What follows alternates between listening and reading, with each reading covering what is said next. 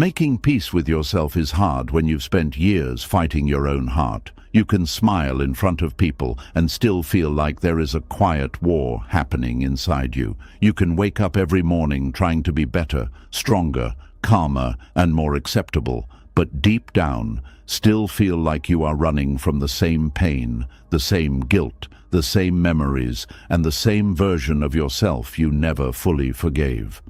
Maybe you have carried wounds for so long that peace no longer feels natural. Maybe suffering became familiar. Maybe blaming yourself became a habit. Maybe you learned to survive by hiding what hurt you, pretending you were fine, and becoming strong on the outside while your heart stayed tired on the inside. Now, even when life becomes calm, your mind still searches for something to fight, because it does not know how to rest without pain. But Buddhist wisdom teaches that healing does not begin when you finally become perfect. Healing begins when you stop treating your own heart like an enemy. It begins when you look at your past with honesty instead of hatred, when you stop punishing yourself for the person you became while trying to survive, and when you understand that your pain was not proof that you were broken. It was proof that something inside you was asking to be seen with compassion.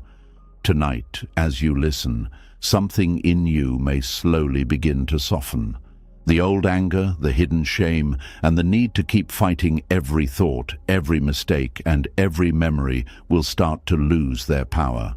Little by little, you may discover that peace was never about escaping yourself. It was about finally coming home to yourself.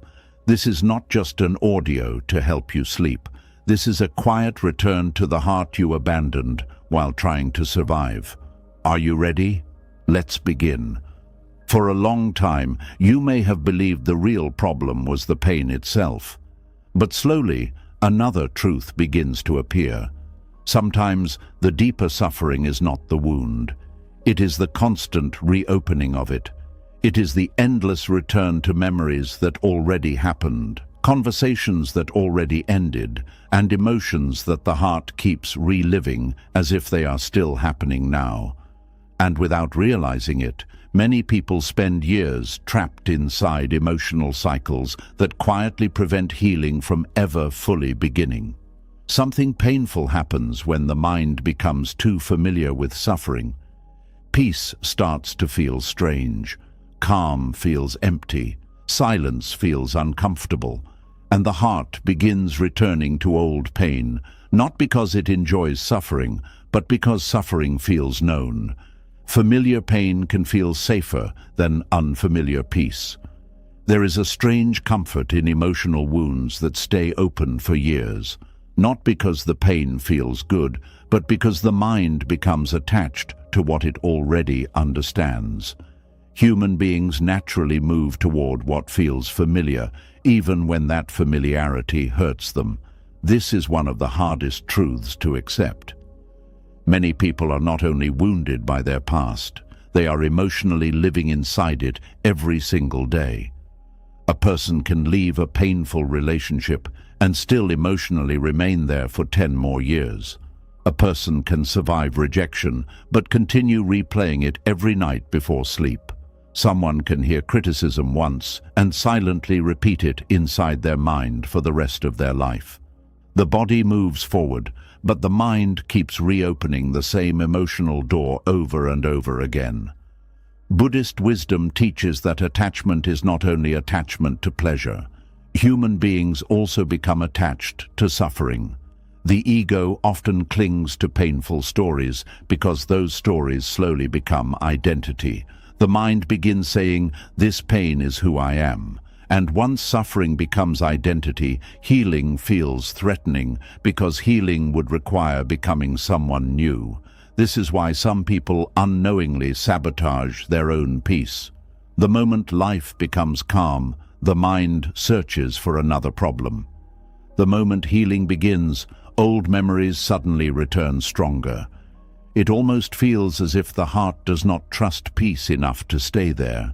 Many wounded people secretly fear peace because peace feels unfamiliar. Chaos was their emotional home for too long. Their nervous system learned survival instead of rest. Their thoughts became addicted to tension, fear, guilt, regret, and emotional replaying. Even when danger disappears, the body still reacts as if something terrible is about to happen. This is why overthinking becomes so exhausting. It is not just thinking, it is emotional reopening. Every time the mind replays an old betrayal, rejection, or failure, the nervous system relives it again. The body reacts as though the pain is happening in the present moment.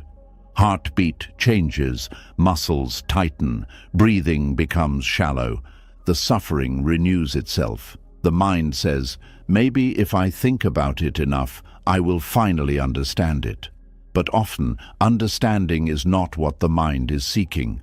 Control is. The ego believes that if it keeps revisiting pain, it can somehow prevent future pain. But instead, it creates an endless emotional prison. Some people spend years mentally arguing with people who are no longer even part of their lives. Entire conversations continue inside the mind long after the relationship ended. The person may be gone physically, but emotionally they still occupy space inside the heart every single day. This becomes even more dangerous when pain turns into self-punishment. Many people believe suffering is proof that they care. They believe constantly hurting over something means they are being responsible, loving, loyal, or morally good. They unconsciously feel guilty for healing too quickly. So they continue reopening emotional wounds because part of them believes they deserve to keep suffering. This happens often after mistakes. A person may genuinely change, grow, apologize, and become wiser, but still refuse to forgive themselves. Their mind keeps replaying the old version of who they were. No matter how much life moves forward, they emotionally stay trapped in a past identity. Buddhism teaches that clinging creates suffering. But many people misunderstand this teaching. Clinging is not only holding on to people or possessions. Clinging also means holding on to painful emotional identities. The abandoned one, the rejected one, the broken one, the guilty one. The ego becomes attached to these identities because they explain the pain. Without them, the person no longer knows who they are. This is why healing can feel terrifying. If you stop suffering, who are you without the story? If you finally let the wound close, what happens to the identity you built around it? Many people fear this question more than they fear the pain itself. The human mind likes certainty, even painful certainty. Pain that is familiar can feel safer than a future that is unknown. This is why some people stay emotionally attached to sadness for years. Happiness feels unstable to them. Peace feels temporary. But suffering feels dependable because it has been there for so long. There are people who no longer know how to relax without guilt. The moment they rest, their mind begins searching for mistakes. The moment they feel joy, they suddenly remember painful memories. Their nervous system became trained to expect emotional danger at all times. This often begins in childhood. Some people grew up in homes where love felt unpredictable. They learned that emotional safety could disappear suddenly, so their mind became hyper-alert.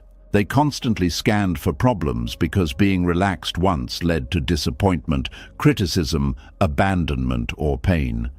Years later, even when life becomes safer, the nervous system still behaves like survival mode is necessary. The person keeps reopening emotional wounds because their body learned that vigilance equals protection. But constant emotional vigilance slowly destroys inner peace.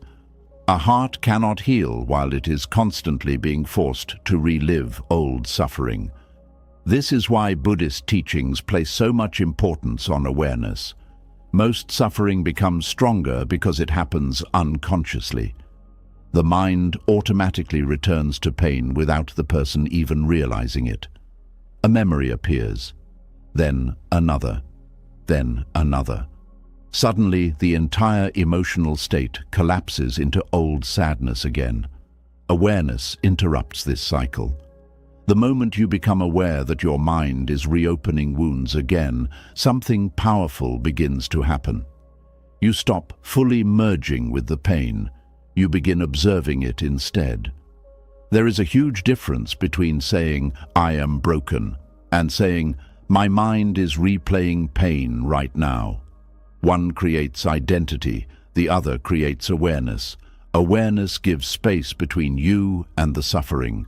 That space is where healing begins. But healing does not happen by force. Many people try to bully themselves into peace. They say things like, "I should be over this already. Why am I still thinking about this? What is wrong with me?" But this only creates another wound on top of the first one. The heart cannot heal through shame. This is one of the deepest Buddhist truths. Compassion is not weakness. Compassion is emotional honesty without cruelty. It is the ability to sit beside your pain without becoming violent toward yourself. A wounded heart does not need punishment. It needs understanding. Many people were never taught this. They learned how to criticize themselves, compare themselves, and suppress emotions, but never learned how to comfort themselves gently. So every time pain appears, they attack themselves for still feeling it. This creates a cycle where the original wound becomes smaller than the self-hatred surrounding it. Sometimes the suffering is no longer coming from what happened. It is coming from the endless judgment toward yourself for still hurting. This is why self-compassion feels uncomfortable at first. People who spent years emotionally surviving often believe gentleness is dangerous. They think softness will make them weak. But real healing only begins when the war against yourself slows down. And this does not mean pretending the pain never existed. Buddhism never teaches emotional denial. It teaches non-attachment. There is a difference. Denial says, "This never hurt me." Non-attachment says, "This hurt me deeply, but I do not need to keep reopening the wound forever." That difference changes everything.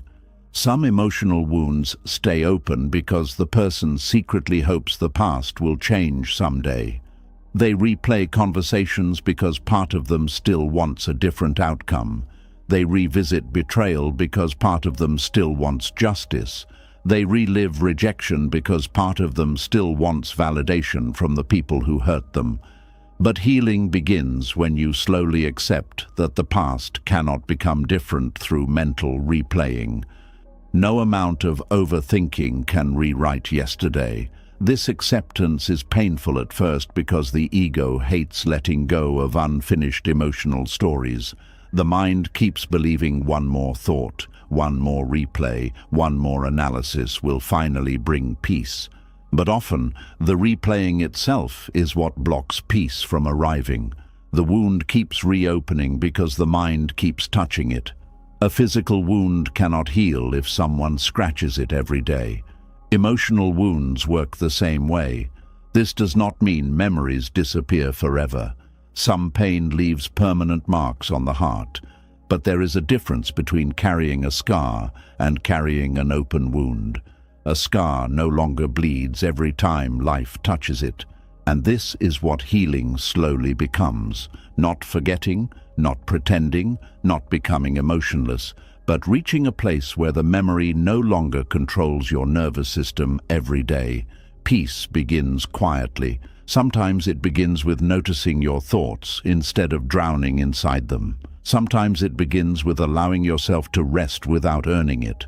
Sometimes it begins with realizing that suffering does not make you more worthy of love. Many people secretly believe they must continue hurting in order to prove something. Prove loyalty, prove regret, prove love, prove goodness. But endless suffering proves nothing except that the heart became trapped in survival. Buddhist wisdom reminds us that all things change, including pain, but suffering becomes permanent when the mind refuses to release its attachment to emotional identity. You are not your worst moment. You are not the abandoned version of yourself. You are not the mistake you made years ago. You are not every painful thing someone once said to you. Those experiences happened, but they are not your entire existence. A peaceful heart is not a heart that never suffered. It is a heart that stopped building a home inside suffering.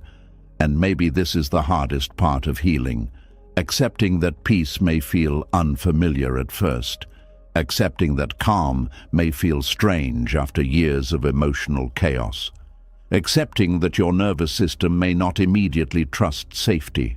But little by little the heart learns. The mind learns that silence is not danger. The body learns that rest is not weakness. The soul learns that healing is not betrayal, and eventually something beautiful begins happening. The emotional wounds that once controlled your entire identity slowly lose their grip, not because you forced them away, but because you stopped feeding them with endless reopening. For the first time in a long time, you stop asking the pain to define you. And quietly, gently, your heart begins remembering what peace feels like. Slowly, the heart begins to understand something it was never taught before. Healing is not only about letting go of pain, it is also about learning how to stop abandoning yourself, because many people spend so much time fighting their wounds that they never notice another quiet tragedy happening underneath it all. They learn to give love to everyone except themselves. They learn to carry other people's emotions while ignoring their own exhaustion. And after years of surviving this way, choosing themselves starts feeling wrong, uncomfortable, and deeply guilt-filled. There is a sadness that appears the moment you finally try to protect your own peace. A strange guilt rises inside the chest when you say no, rest, step back, or finally admit that you are tired. Part of you wants relief, but another part immediately whispers, "You are being selfish." That voice did not appear by accident. It was built slowly over years of conditioning. Many people were taught from childhood that love means sacrifice. Love meant enduring pain quietly. Love meant making everyone comfortable, even when you were emotionally collapsing inside. Love meant staying available, understanding, forgiving, patient, helpful, and emotionally useful at all times. Somewhere along the way, your worth became connected to how much of yourself you were willing to give away. And because of that, choosing yourself now feels unnatural. A quiet ache begins forming inside people who spend years ignoring their own needs.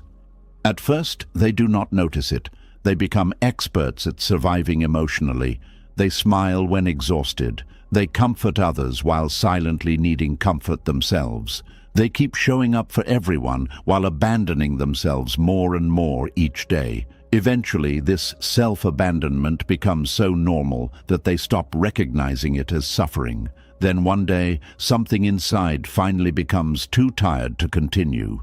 Maybe the body begins shutting down emotionally.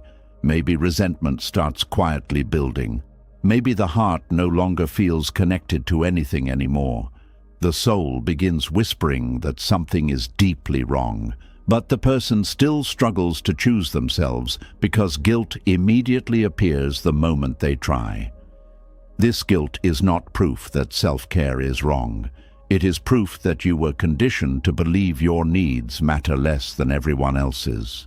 Buddhist wisdom teaches that suffering grows whenever we become disconnected from our true nature.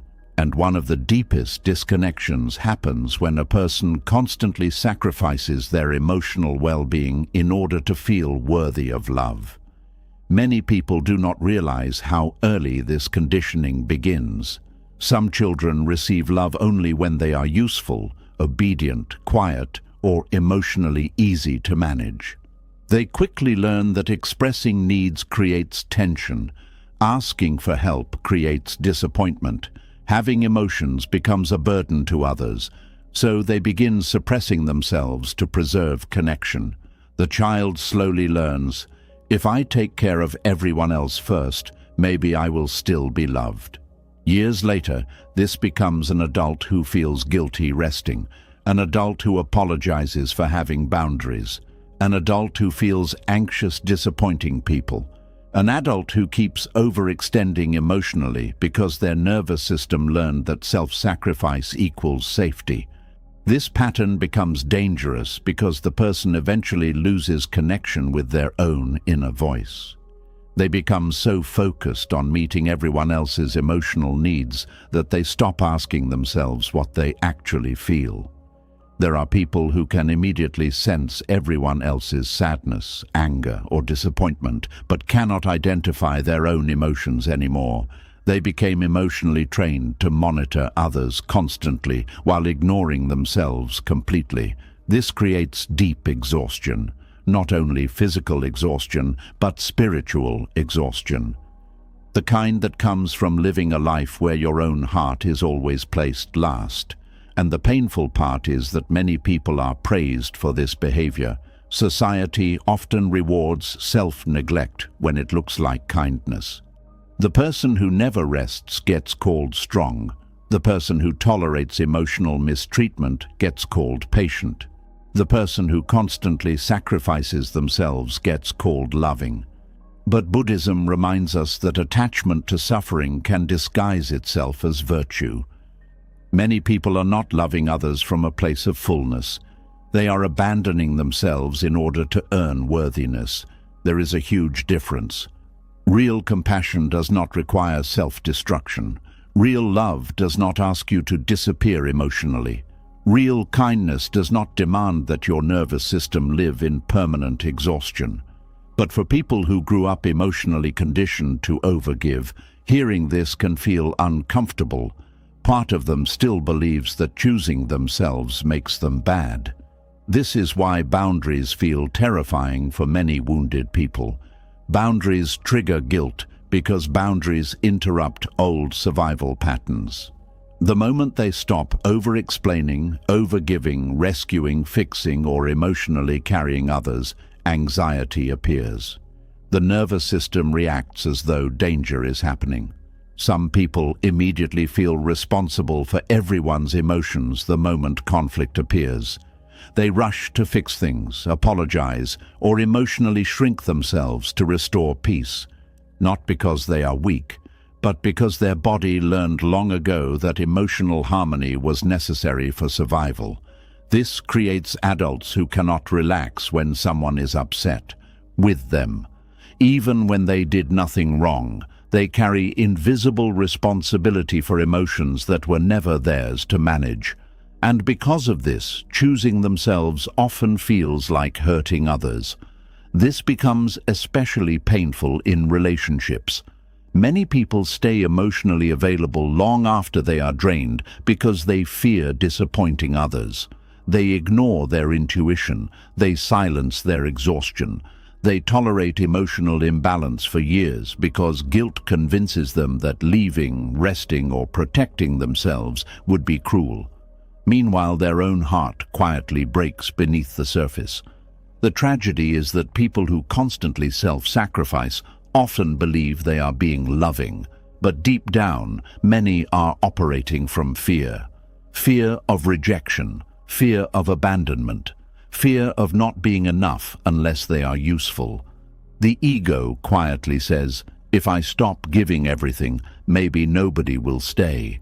This fear becomes a prison. Buddhist teachings often speak about attachment as a source of suffering.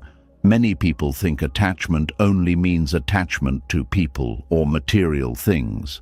But attachment also exists in emotional roles and identities. Some people become attached to being the helper, the strong one, the understanding one, or the selfless one. These identities give them worth. They feel valuable only when needed by others. But eventually this emotional role becomes heavy, because no human being can endlessly pour from an empty heart without collapsing internally. And yet when they finally try resting, guilt attacks them immediately. They begin questioning themselves. Am I selfish? Am I becoming cold? Why do I feel bad for protecting my peace? The guilt feels real because the conditioning runs deep. For years they were taught that being good means constantly giving, so now receiving rest feels undeserved. But this is where Buddhist wisdom gently changes the perspective. A person cannot truly offer peace to others while living in constant war with themselves. Compassion that excludes yourself is incomplete compassion. Many people have never heard this before. They learn to extend understanding toward everyone except themselves. They forgive others faster than they forgive themselves. They comfort others while emotionally neglecting their own pain. They speak gently to hurting people, but speak harshly to themselves inside their own mind. This creates an inner life filled with silent cruelty. The person becomes emotionally divided. One part desperately needs care, while another part criticizes them for needing anything at all. This internal conflict slowly destroys peace, because eventually the soul becomes exhausted from constantly proving its worth through sacrifice. There comes a point where the heart quietly asks, "When do I finally matter too?" And for many people that question brings tears they cannot explain, not because they are weak, but because they spent years emotionally disappearing for others. Some people no longer even know what they truly want. Their entire identity became built around anticipating everyone else's needs. They became experts at emotional adaptation. They learned how to shape themselves into whatever made others comfortable. But this creates deep emptiness over time. A person can spend years being loved for the version of themselves that constantly overgives while secretly feeling unseen underneath it all. Because deep inside, they know people are receiving their performance, not their authentic emotional truth. This is why self-care feels so emotionally complicated for wounded people. It is not just about taking a break or resting more. It is about undoing years of emotional conditioning that taught them their needs were inconvenient. And healing this pattern requires more than temporary self-care routines. It requires rebuilding the relationship with yourself completely. The first step often feels uncomfortable. You begin noticing how often you betray your own feelings to keep others comfortable. You notice how quickly guilt appears whenever you prioritize yourself. You notice how deeply your nervous system fears disappointing people. This awareness can feel painful at first because it reveals how much of your life has been driven by emotional survival instead of inner peace. But awareness is where transformation begins. The moment you see the pattern clearly, you slowly stop unconsciously obeying it. You begin realizing that guilt is not always a sign you are doing something wrong. Sometimes guilt simply appears because you are finally doing something different. This changes everything. Many people mistake discomfort for wrongdoing.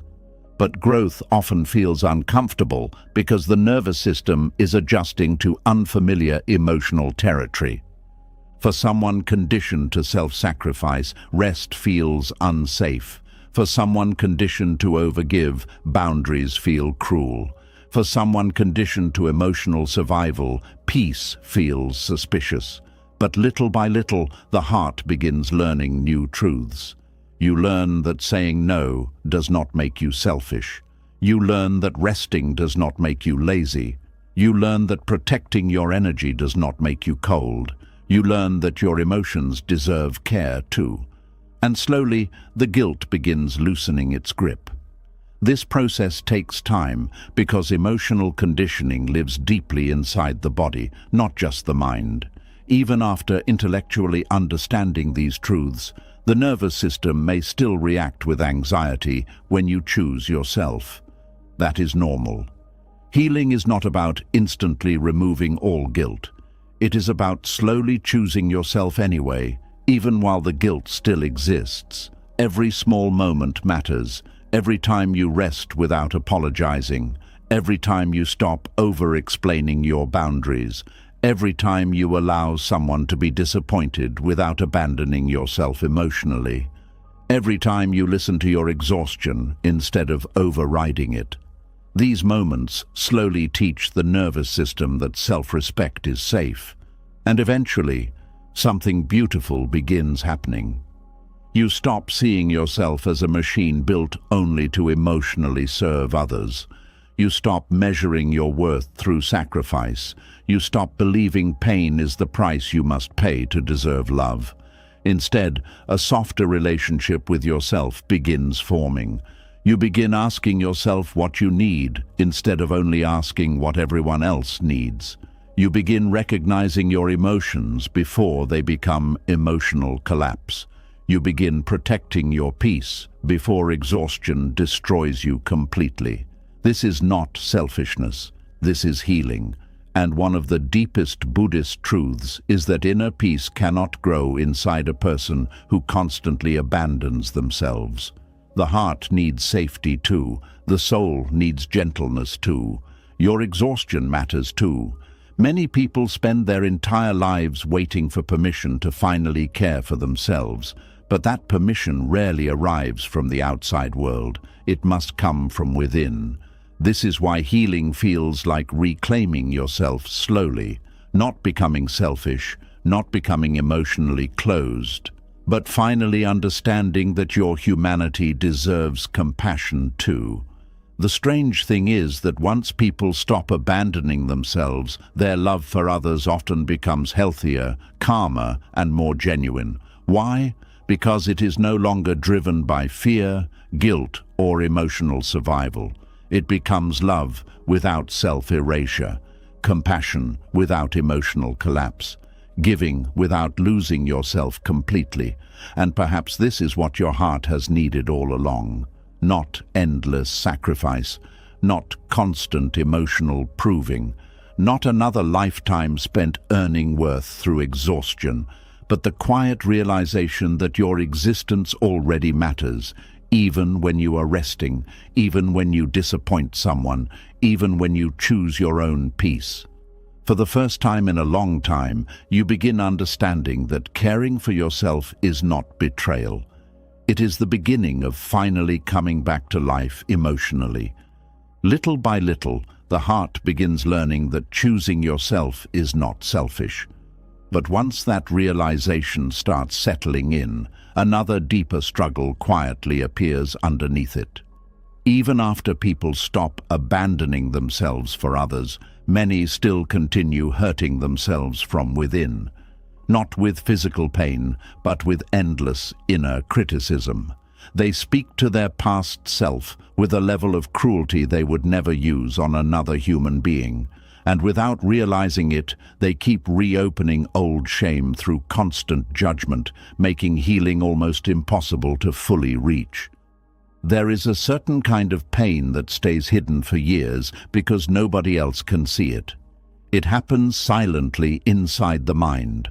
It happens every time you remember who you used to be and immediately feel disgust, shame, embarrassment, or regret. It happens when your own memories become evidence in a private trial where you are both the accused and the punisher. Some people carry entire graveyards of self-hatred inside them.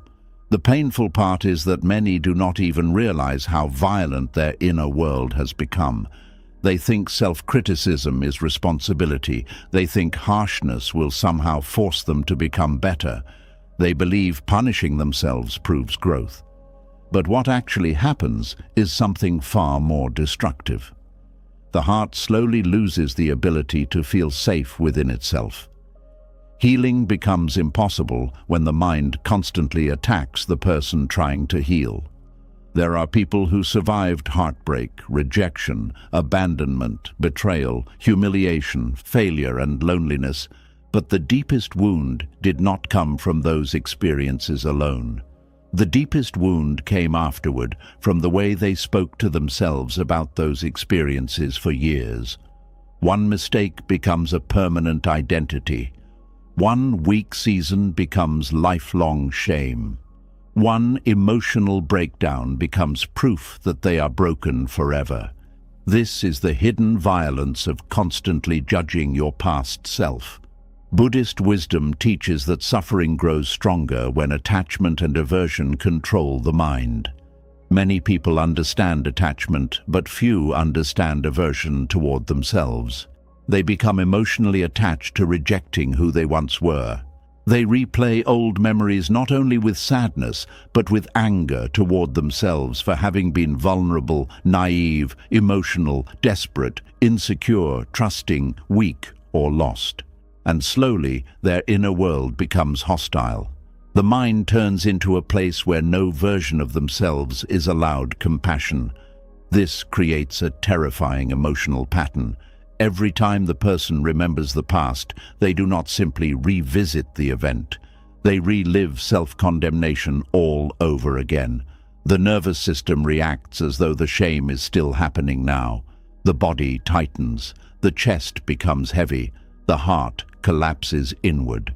And all of this happens because the mind refuses to stop attacking the version of you that was struggling to survive. Many people believe healing means becoming someone entirely different from who they once were. But Buddhist wisdom points towards something deeper.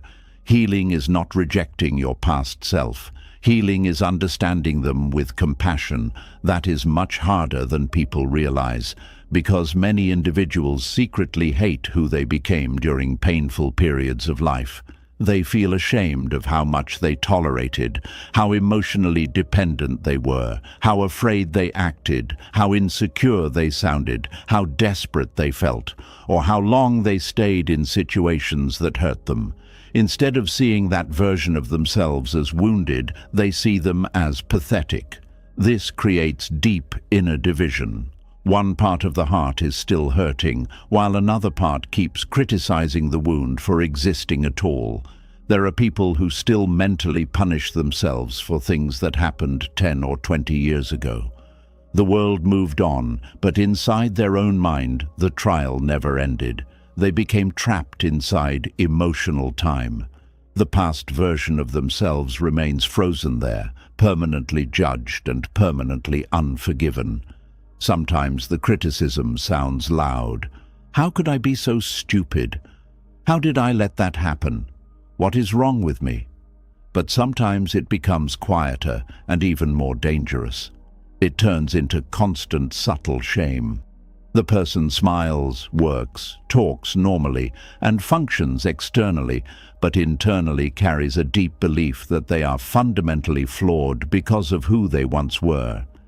This belief quietly destroys peace, because no human being can fully heal while secretly believing they are unworthy of compassion. Many wounded people become emotionally addicted to self-judgment because they believe criticism protects them from repeating mistakes. The ego says, if I stay hard on myself, I will never become weak again. But what actually happens is that the heart remains trapped in fear instead of growth. Fear cannot create lasting healing. Only understanding can. This does not mean avoiding responsibility. Buddhism never teaches denial or avoidance. It teaches awareness without cruelty. There is a difference between honestly learning from your past and emotionally torturing yourself over it forever. One creates wisdom, the other creates suffering. A person who constantly judges their past self often struggles to stay present emotionally. Why? Because part of their energy remains trapped in old shame. The mind keeps revisiting previous versions of themselves with resentment instead of compassion. Every memory becomes another opportunity for self-attack, and eventually the person begins fearing their own memories. Certain songs hurt. Certain places trigger shame. Certain conversations reopen old identities. Even moments of silence become dangerous because the mind immediately starts replaying painful versions of the past. This creates emotional exhaustion that many people cannot explain. They say things like, "I'm tired all the time," but often the exhaustion is not only physical. It comes from carrying endless inner conflict. The nervous system becomes overwhelmed from constantly fighting itself. Buddhist teachings often speak about the illusion of a fixed self. Human beings suffer because they cling to identities too tightly. But one of the saddest forms of this suffering happens when people permanently identify themselves with old pain and mistakes. A person changes, grows, matures, and evolves, yet still sees themselves only through the lens of who they were at their lowest point. That is not truth. That is attachment to shame. And shame is one of the heaviest emotional prisons the human heart can carry. Shame convinces people they do not deserve softness. It tells them they must keep suffering in order to repay their mistakes. It whispers that healing would mean letting themselves off too easily. So they continue emotionally punishing themselves because guilt feels morally safer than self-forgiveness. This is why forgiving yourself often feels harder than forgiving others. When another person suffers, compassion comes naturally. But when it comes to ourselves, many people become ruthless. They expect perfection from their wounded self. They expect wisdom from the version of themselves that was terrified. They expect emotional maturity from the version that was abandoned, neglected, or overwhelmed. This lack of compassion creates impossible emotional standards. The person looks backward using the wisdom they have now and judges the past version of themselves for not knowing what they know today. But this is deeply unfair. The version of you that made mistakes did not have your current awareness. The version of you that tolerated pain was operating from the emotional understanding they had at that time. The version of you that acted out, shut down, clung too tightly, or lost themselves was trying to survive internally with the tools they had available. Buddhist wisdom asks us to look deeper than behavior alone. Beneath every harmful pattern is suffering. Beneath every emotional mistake is unmet pain, fear, confusion, loneliness, or attachment. This does not excuse harmful actions, but it changes the way healing happens. Instead of asking, "Why was I so broken?" the heart slowly learns to ask, "What pain was I carrying back then?"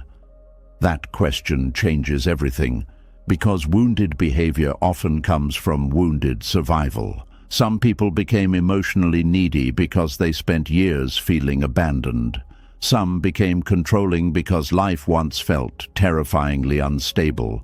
Some became distant because vulnerability once led to pain. Some became people-pleasers because rejection once felt unbearable. Some lost themselves in relationships because they never learned how to feel worthy alone. These patterns did not appear from nowhere. And when you begin understanding your past self instead of attacking them, healing becomes softer and more honest. This softness is uncomfortable at first. Many people are afraid that compassion toward themselves will make them irresponsible. But true self-compassion actually creates deeper accountability because it removes the fear that blocks honest self-reflection. A person who feels emotionally safe inside themselves can finally look at the truth without collapsing. This is why inner criticism destroys healing more than external rejection ever could. External rejection hurts deeply, but eventually the event ends. Inner rejection follows you everywhere. A person can leave toxic environments and still carry a toxic voice inside their own head for decades. They escape the people who hurt them, but continue repeating the same emotional violence toward themselves every single day. And because this voice becomes familiar, many stop questioning it entirely. They assume harshness is normal. They assume self-hatred is motivation. They assume peace must be earned through perfection. But the heart cannot bloom in an environment of constant emotional attack. The soul becomes smaller when every memory is met with shame. This is why so many people secretly struggle to feel joy even after their life improves. Their external circumstances change, but internally they are still trapped inside old self-condemnation. They still see themselves through the eyes of guilt, through the eyes of failure, through the eyes of who they once were during survival, and because of this, they unconsciously resist happiness. Deep down, part of them still believes they deserve punishment more than peace. This becomes heartbreaking over time. A person may genuinely become kinder, wiser, calmer, healthier, and emotionally stronger, yet still speak about themselves with deep hatred because they cannot stop identifying with old pain. They become emotionally trapped inside outdated versions of themselves. But healing requires allowing yourself to evolve beyond your worst moments. Buddhist wisdom reminds us that all things are temporary, including identities. Thoughts change, emotions change, people change, seasons of life change. Nothing remains fixed forever. Yet many people keep forcing themselves to remain emotionally chained to who they once were. This creates endless suffering because the heart is never allowed renewal. There is a quiet grief in realizing how long you have been emotionally cruel to yourself. Many people hear their own inner voice one day and suddenly recognize how harsh it sounds. They realize they have spent years speaking to themselves in ways they would never speak to a hurting child. And often this inner voice was learned somewhere, maybe from parents, maybe from rejection, maybe from environments where mistakes were punished harshly, maybe from relationships that made you feel small. Over time, those voices became internalized until you began repeating them automatically inside your own mind. But Buddhist awareness allows something powerful to happen. You begin noticing that the voice attacking you is not the deepest truth of who you are. It is conditioning, it is learned suffering, it is fear repeating itself. And slowly, awareness creates distance from the criticism. You begin noticing the attack without automatically believing it. Instead of instantly collapsing into shame, you pause, you breathe, you observe. You recognize that your past self deserves understanding too. This does not happen overnight. The heart often resists compassion at first because criticism became emotionally familiar. Some people feel uncomfortable speaking gently to themselves because harshness feels safer. They fear that without self-judgment they will become weak, careless, or irresponsible. But healing is not built through fear. Fear creates hiding. Compassion creates honesty. A person who feels emotionally safe within themselves no longer needs endless self-punishment to grow. They can acknowledge mistakes without turning them into permanent identity. This changes the entire healing journey. Instead of carrying the past like chains, the past slowly becomes wisdom. Instead of seeing old pain as proof of worthlessness, it becomes evidence of survival.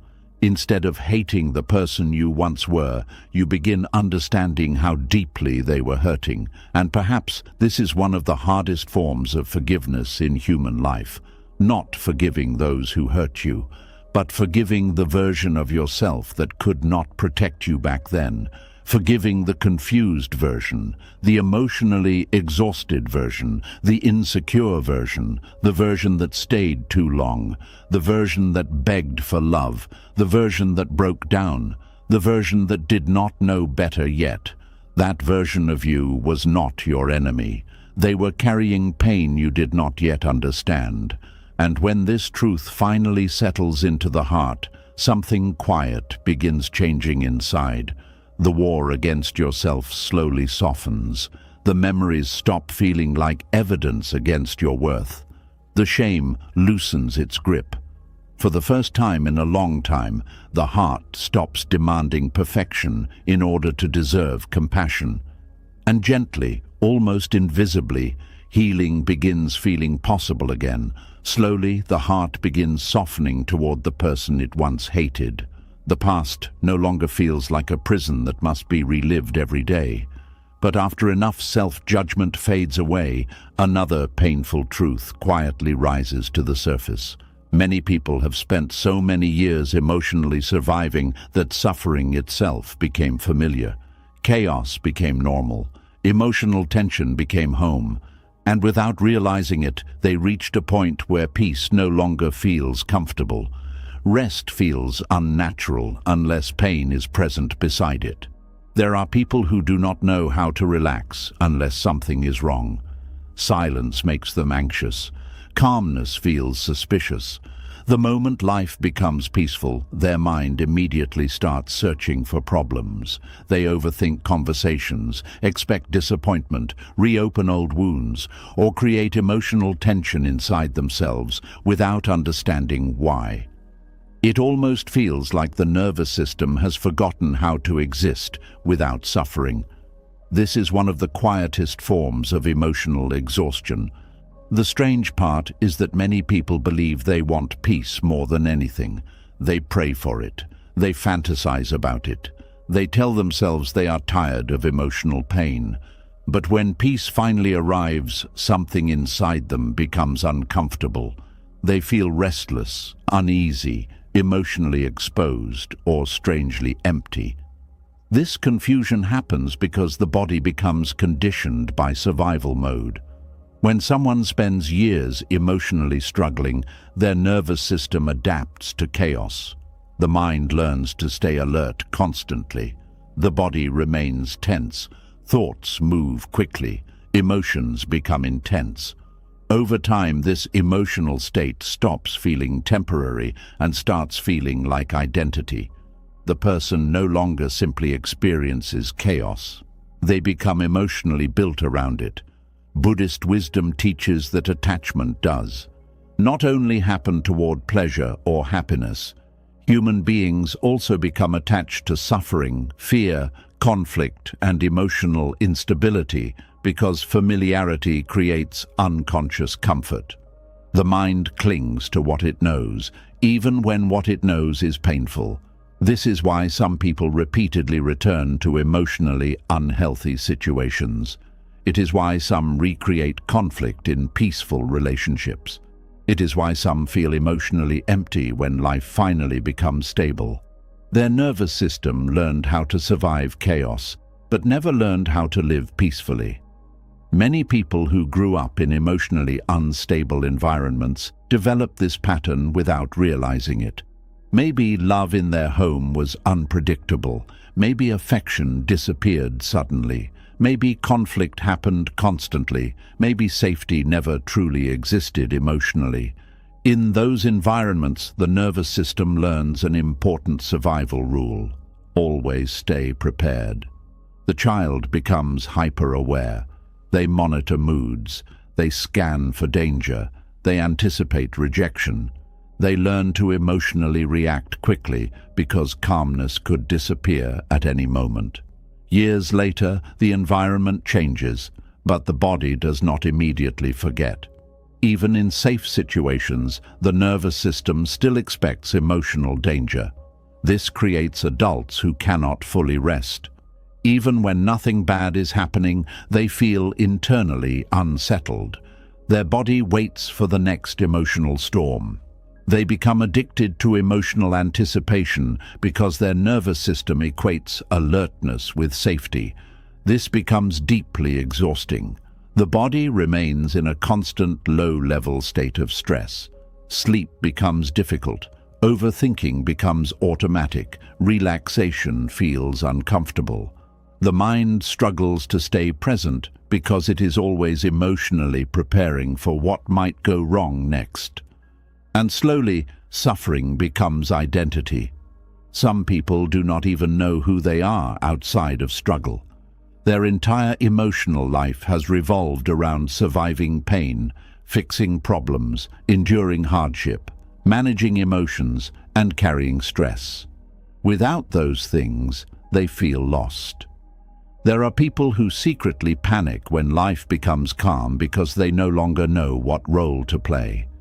When chaos existed, they knew exactly who they were: the fixer, the survivor, the caretaker, the overthinker, the emotionally strong one.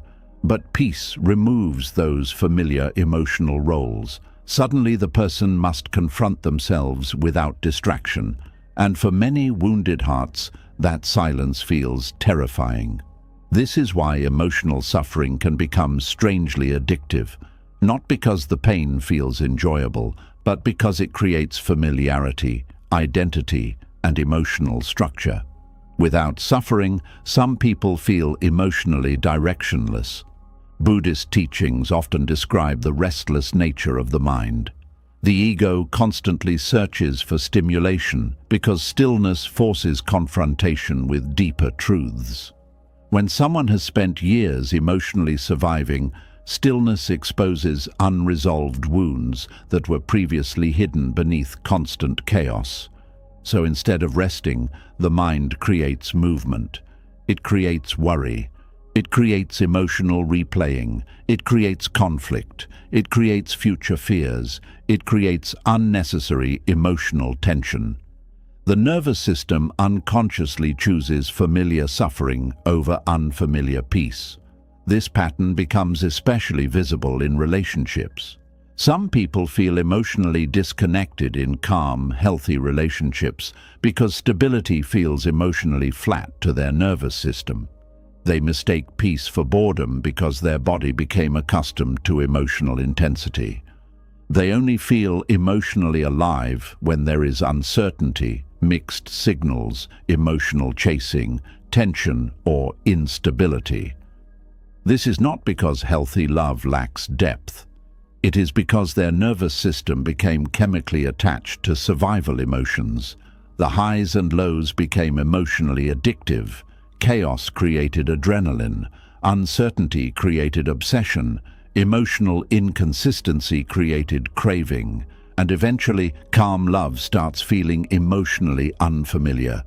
This is heartbreaking because many people unconsciously reject the very peace they deeply need. Not because they want suffering, but because their body learned how to survive inside it.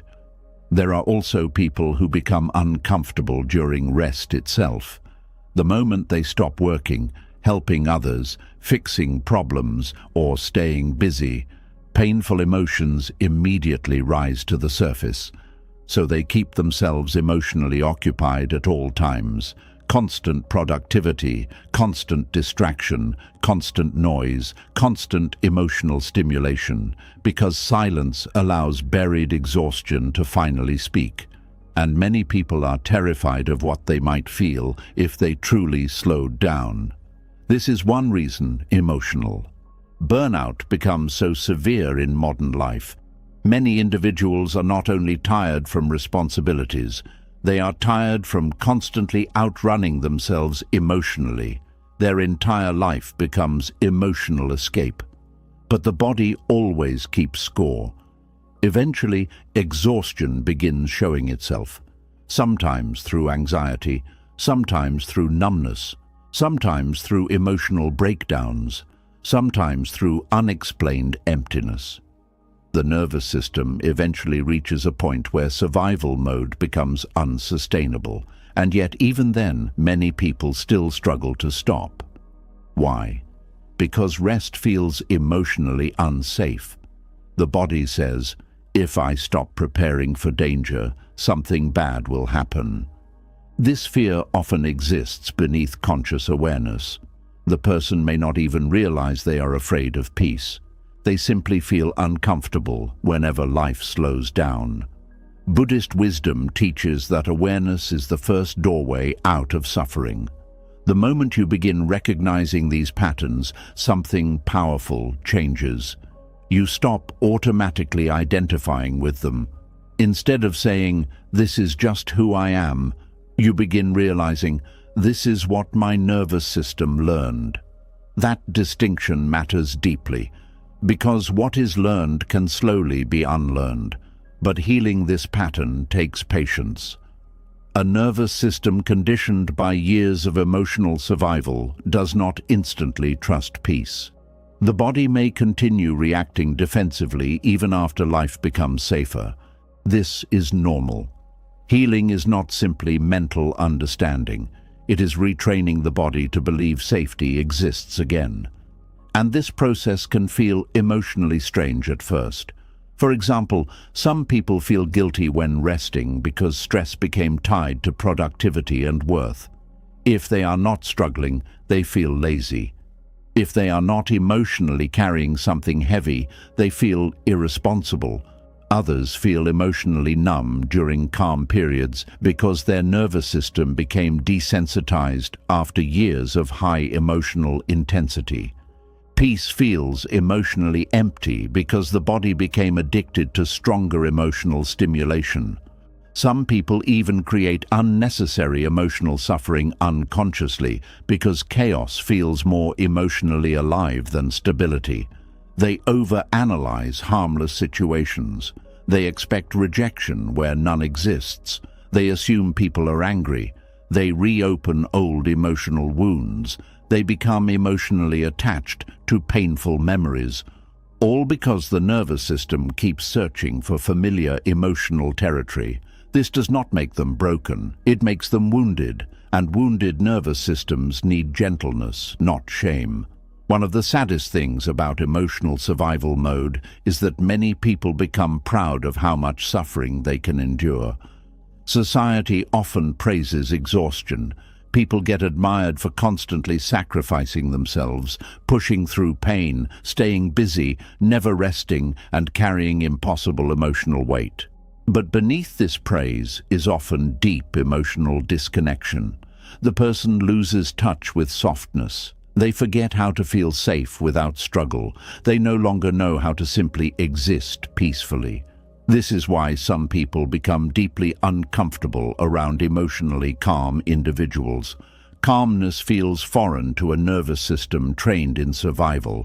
It almost feels suspicious. The wounded mind asks, how can they be so relaxed? Don't they know something bad could happen? This hypervigilance becomes emotionally exhausting over time. The body remains tense. The jaw tightens. Breathing stays shallow. Sleep becomes light and restless. The mind never fully turns off. And eventually, the person forgets what true rest even feels like. Many people think rest only means sleeping or taking breaks. But true rest is deeper than that. It is the ability to exist without emotional defense. It is the ability to sit in stillness without panic. It is the ability to experience calmness without immediately searching for danger. For someone trapped in survival mode, this kind of peace can feel almost impossible at first. But Buddhist wisdom gently reminds us that suffering is not identity. Pain happened. Chaos happened, fear happened, but those experiences are not the deepest truth of who you are. The nervous system adapted to survive them. That adaptation once protected you, but eventually survival strategies that once saved you begin hurting you. Hypervigilance becomes anxiety, self-protection becomes emotional isolation, constant alertness becomes exhaustion, overthinking becomes suffering. The heart remains trapped in emergency mode long after the emergency ended. This is why healing often feels less dramatic than people expect. Sometimes healing is not becoming a completely different person. Sometimes it is simply teaching the body that it no longer needs to stay at war all the time. This happens slowly, very slowly. Sometimes it begins with noticing tension inside your body instead of ignoring it. Sometimes it begins with allowing silence without immediately reaching for distraction. Sometimes it begins with sitting peacefully for a few moments without needing emotional stimulation. Sometimes it begins with letting yourself enjoy calmness without feeling guilty for it. These small moments matter more than people realize, because every peaceful moment teaches the nervous system a new truth. You are safe right now. You do not need to emotionally prepare for disaster every second. You do not need suffering in order to deserve rest. You do not need chaos in order to feel alive. The body slowly learns these truths through repetition. At first, peace feels unfamiliar, then uncomfortable, then possible, and eventually, peace starts feeling natural in ways the wounded heart once believed could never happen. This transformation changes everything. The mind stops searching for conflict constantly. The body begins relaxing more easily. The nervous system no longer treats calmness like danger. The person starts recognizing that emotional suffering was never their true identity. It was simply the emotional environment they adapted to for survival. This realization often brings grief too. Many people mourn how long they lived disconnected from peace. They realize they spent years waiting for the next emotional disaster instead of truly living. But this grief is part of awakening, because once awareness arrives, the cycle slowly loses power. The person no longer romanticizes suffering. They no longer mistake chaos for passion. They no longer believe exhaustion equals worth. They begin understanding that rest is not laziness. Peace is not weakness. Calmness is not emptiness. And perhaps one of the most beautiful moments in healing happens when the nervous system finally experiences safety without immediately searching for danger afterward. For the first time in years, the body exhales completely. The heart stops bracing itself. The mind becomes quieter. And slowly, gently, the person realizes they no longer need emotional suffering in order to feel real. Slowly, the nervous system begins realizing it no longer needs to live inside constant emotional suffering. The body starts learning that peace is possible, that rest is safe, and that calmness does not always mean danger is coming next. But just when healing begins opening its doors, another hidden fear quietly appears beneath the surface. Many people are not only afraid of pain. Deep down, they are also afraid of becoming emotionally healthy, because after years of inner conflict, peace itself can start feeling unfamiliar, confusing, and even dangerous. There is a strange loneliness that appears when a wounded heart first encounters real peace. At first, it seems like the exact thing the soul has been begging for all along. The mind says it wants calmness. The body says it is tired of suffering. The heart says it wants healing. But when peace finally arrives, something unexpected happens. The nervous system becomes uncomfortable. Restlessness appears. Anxiety quietly rises. The person begins feeling emotionally exposed, almost as if calmness itself is unsafe. This confusion is one of the deepest emotional struggles many people never talk about. A wounded heart often learns how to survive conflict long before it learns how to receive peace. For years, emotional tension may have been normal. Stress became familiar. Overthinking became routine. Pain became predictable, but emotional health feels unknown, and the human mind often fears what it does not recognize. Buddhist wisdom teaches that attachment to suffering can become so deep that freedom itself feels threatening. Many people believe healing will immediately feel comforting, but often the beginning of healing feels emotionally disorienting. The old identity starts dissolving. Old emotional habits begin weakening. The inner chaos that once defined daily life slowly quiets down. And suddenly, the person no longer knows who they are without the conflict they carried for so long. This is why some people unconsciously resist healing, even while desperately wanting it. Inner conflict became emotionally familiar. The anxiety was familiar. The self-doubt was familiar. The emotional survival patterns were familiar. But peace asks the heart to step into emotional territory it has never truly lived in before. And that can feel terrifying. There are people who spent so many years emotionally bracing for pain that they no longer know how to exist without preparing for disaster. Even during happy moments, their mind quietly waits for something to go wrong. Even during calm seasons, part of them expects abandonment, rejection, disappointment, or emotional collapse. This hypervigilance becomes automatic. The body remains alert even when danger no longer exists. And when healing begins reducing that emotional tension, the nervous system sometimes reacts with fear instead of relief, because inner conflict had become emotionally connected to safety. Some people only felt emotionally prepared when they were worried. They only felt in control when they were overthinking. They only felt safe when they anticipated pain before it happened. Without those survival patterns, they suddenly feel emotionally defenseless. This is why emotional health can initially feel unstable to wounded people. The old suffering may have been painful, but it was predictable. Healing feels uncertain because it requires surrendering familiar emotional defenses. The ego often resists this deeply. The ego says, if I stop worrying, I will get hurt again. If I let my guard down, something terrible will happen. If I become peaceful, I will become weak. These thoughts are not signs of failure. They are signs that the nervous system has spent too long in survival mode. Buddhist teachings remind us that fear often appears right before transformation. The mind clings tightly to familiar identities because the unknown feels threatening, even when the unknown contains healing. Many wounded people secretly fear who they might become without suffering. If they stop overthinking, who are they? If they stop emotionally surviving, who are they? If they stop carrying constant inner conflict, what remains underneath?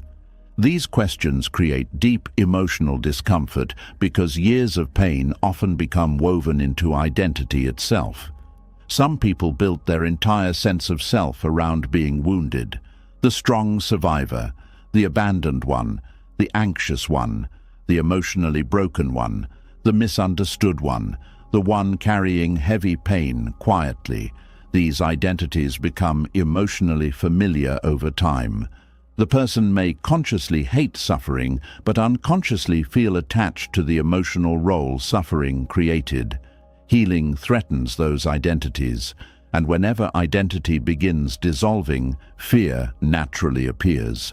This fear becomes especially strong when a person starts experiencing moments of genuine emotional calmness for the first time. At first, the peace may feel beautiful, but shortly afterward, discomfort quietly enters. The mind begins asking strange questions. Why do I suddenly feel nervous when nothing is wrong? Why do I feel empty now that the chaos is gone? Why do I feel guilty for relaxing emotionally? These reactions happen because the nervous system has not yet learned how to trust peace fully.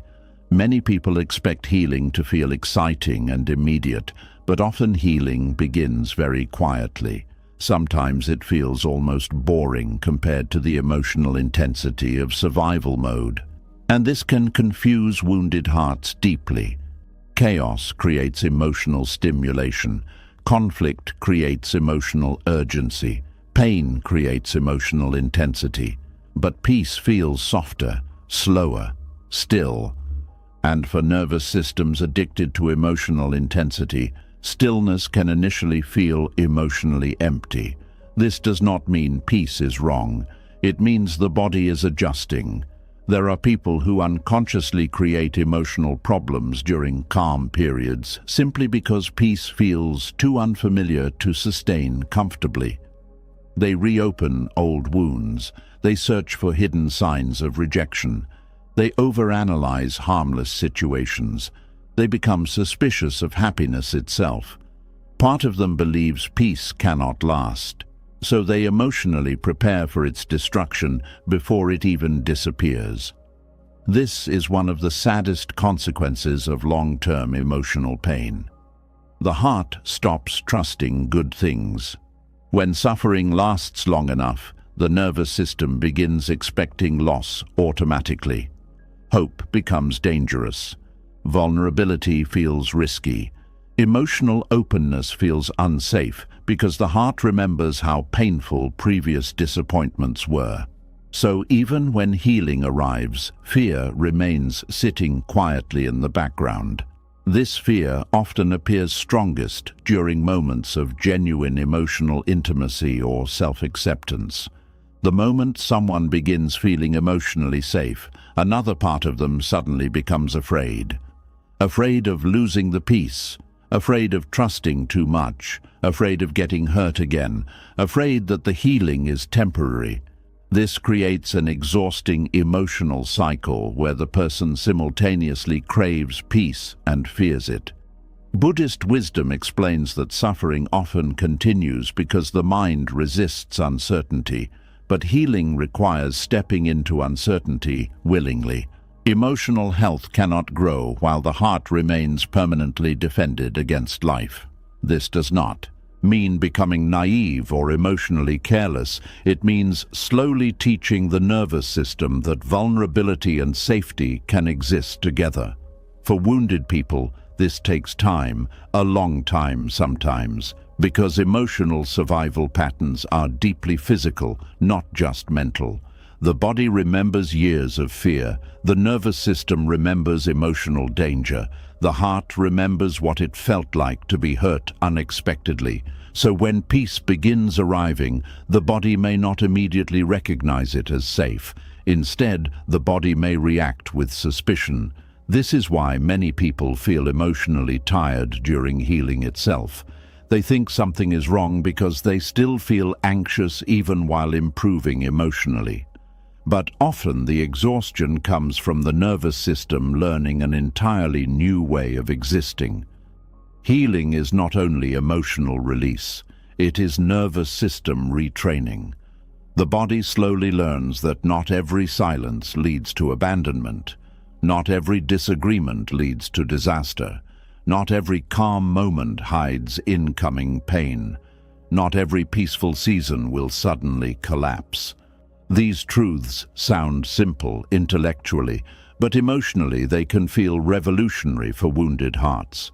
Some people spent their entire life emotionally waiting for things to fall apart. So stability feels emotionally unnatural. Even happiness can create anxiety. The person begins thinking, "What if I lose this?" This fear quietly steals the ability to fully experience the present moment. The wounded heart braces itself constantly because it believes emotional preparedness can prevent future suffering. But this constant emotional bracing slowly destroys peace from within. The body never fully relaxes, the mind never fully rests. The soul never fully arrives in the present. Buddhist teachings invite people to witness these fears without becoming consumed by them. Awareness changes everything. The moment you recognize that your fear of peace comes from old survival patterns, something softens inside. You stop seeing yourself as broken. Instead, you begin understanding that your nervous system adapted to difficult experiences the best way it knew how. This understanding creates compassion. And compassion is necessary because many people shame themselves for struggling to feel safe during healing. They say things like, "Why can't I just enjoy peace normally? What is wrong with me? Why do I still feel anxious when life is finally okay?" But these reactions are not weakness. They are emotional conditioning, slowly unraveling. A wounded heart often expects healing to happen instantly once life improves externally. But emotional wounds heal gradually because the nervous system needs repeated experiences of safety before it fully relaxes. Trust takes time, especially self-trust. Many people lost trust in their own emotional safety years ago. They became disconnected from their intuition because survival mode demanded constant external focus. They learned to monitor danger instead of listening inwardly. So when healing begins, reconnecting with the self can feel overwhelming. For the first time in years, buried emotions rise to the surface. Grief appears, loneliness appears, fear appears. The person realizes how exhausted they truly are underneath the survival patterns. And this emotional honesty can feel terrifying because inner conflict once served as distraction from deeper pain. But Buddhist wisdom reminds us that avoiding pain only extends suffering.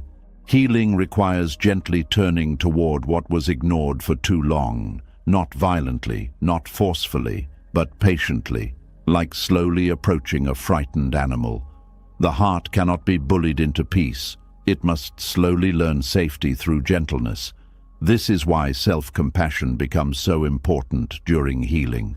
Without compassion, people often panic when discomfort appears during emotional growth. They assume fear means they are failing, but fear often means transformation is happening. The old identity is dissolving.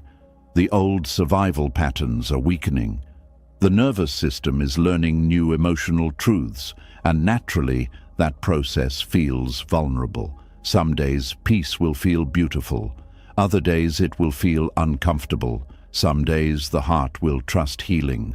Other days, it will want to retreat back into old emotional defenses.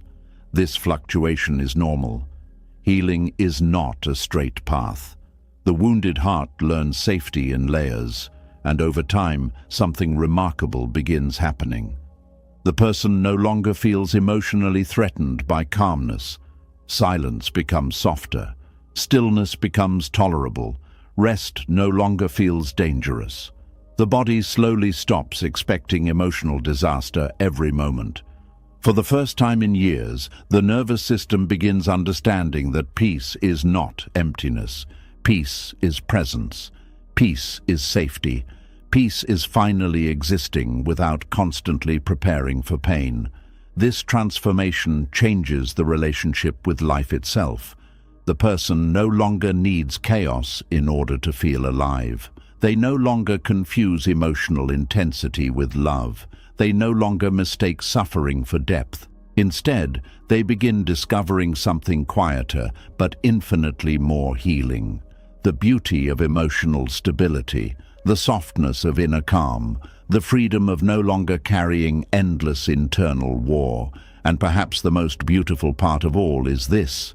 Eventually, the heart stops fearing healing itself. It stops treating peace like a threat. It stops searching for reasons to suffer.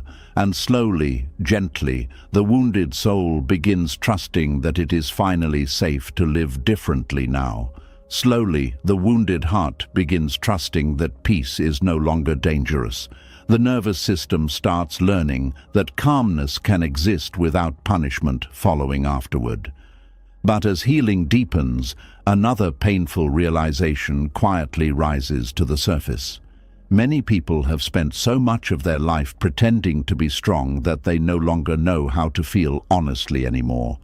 They became experts at surviving emotionally, but strangers to their own inner world. And beneath that performance of strength lives a deep spiritual exhaustion that words often fail to explain. Some pain does not come from crying too much. It comes from holding everything in for too long. There are people who have spent years acting like they are okay while quietly falling apart inside. They became the calm one, the dependable one, the emotionally strong one, the one who never complains, the one who carries pain silently so nobody else feels uncomfortable. At first, this behavior looks admirable from the outside. People praise them for being resilient, for being mature, for handling everything so well. But beneath that appearance is often a heart slowly disconnecting from itself. Because human beings are not meant to endlessly perform strength without emotional release. Buddhist wisdom teaches that suffering grows whenever we deny the truth of our present experience. And one of the deepest forms of denial happens when people suppress their real emotions in order to appear emotionally strong. This suppression rarely happens all at once. It begins slowly. A child cries and gets told they are too sensitive. Someone expresses pain and gets ignored. Someone asks for comfort and feels like a burden. Someone becomes vulnerable and gets hurt for it. Over time, the nervous system learns a dangerous lesson. Feeling openly is unsafe. So the heart adapts. It hides sadness. It swallows anger. It minimizes pain. It smiles through exhaustion. It learns how to emotionally disappear while still functioning outwardly. Years later, the person no longer even realizes how disconnected they have become from themselves. They know how to survive, but they do not know how to emotionally exist honestly anymore. This creates a strange emptiness inside many wounded people. They can talk to others, go to work, laugh occasionally, and continue functioning normally, but deep inside they feel emotionally distant from themselves. Something feels numb, something feels blocked, something feels missing. Often, what is missing is emotional honesty. The soul becomes exhausted when it must constantly wear emotional armor. There is a difference between genuine strength and emotional suppression, but many people confuse the two. Genuine strength allows emotions to move honestly through the heart without shame. Emotional suppression forces the heart into silence because vulnerability feels dangerous. One creates healing, the other creates inner separation. Many people spent so much time becoming who others needed them to be that they lost touch with how they actually feel. They became emotionally performative, not fake intentionally but conditioned. Their nervous system learned that maintaining control mattered more than expressing truth. This becomes especially common in people who had to survive emotionally difficult environments. In homes where emotions were punished, ignored, mocked, or treated as weakness, children quickly learn to disconnect from vulnerable feelings. Some become hyper-independent, some become emotionally numb, some become chronic caretakers, some become overly logical and disconnected from emotion entirely. These are survival responses. The body adapts however it can.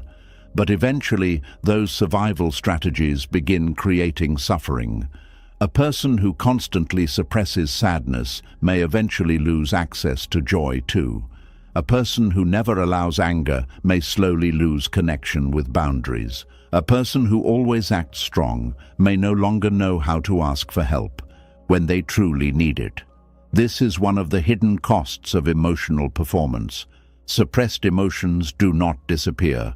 They remain inside the nervous system, quietly shaping behavior, relationships, thoughts, and physical well-being. The body remembers what the mind avoids. Many emotionally exhausted people do not even realize they are carrying years of unfelt emotion. They simply know they feel tired all the time, heavy, detached, restless, empty in ways they cannot explain. But beneath that exhaustion often lives emotional buildup that never received space to move safely. Grief that was never processed, fear that was never spoken, loneliness that was never comforted, anger that was never acknowledged, pain that was never allowed to breathe honestly. Instead of feeling these emotions fully, the person learned how to bury them beneath performance. Performance becomes survival. I'm fine. It doesn't bother me. I can handle it. I don't need anyone. These sentences become emotional armor, and the longer someone wears armor, the harder it becomes to remove it, because eventually the person forgets where the armor ends and the real self begins. This creates deep spiritual exhaustion, not just emotional exhaustion, spiritual exhaustion. The kind that happens when the soul spends years hiding from its own truth. Buddhist teachings often speak about the suffering created by attachment to identity. One painful identity many people carry is the strong one. They become emotionally attached to being the person who never breaks down. At first, this identity may protect them, but eventually it traps them. Because now vulnerability feels like failure. Rest feels weak. Needing support feels shameful. The person becomes emotionally isolated inside their own performance. There are people who have not cried honestly in years, not because they are healed, but because their nervous system no longer feels safe enough to release emotion naturally.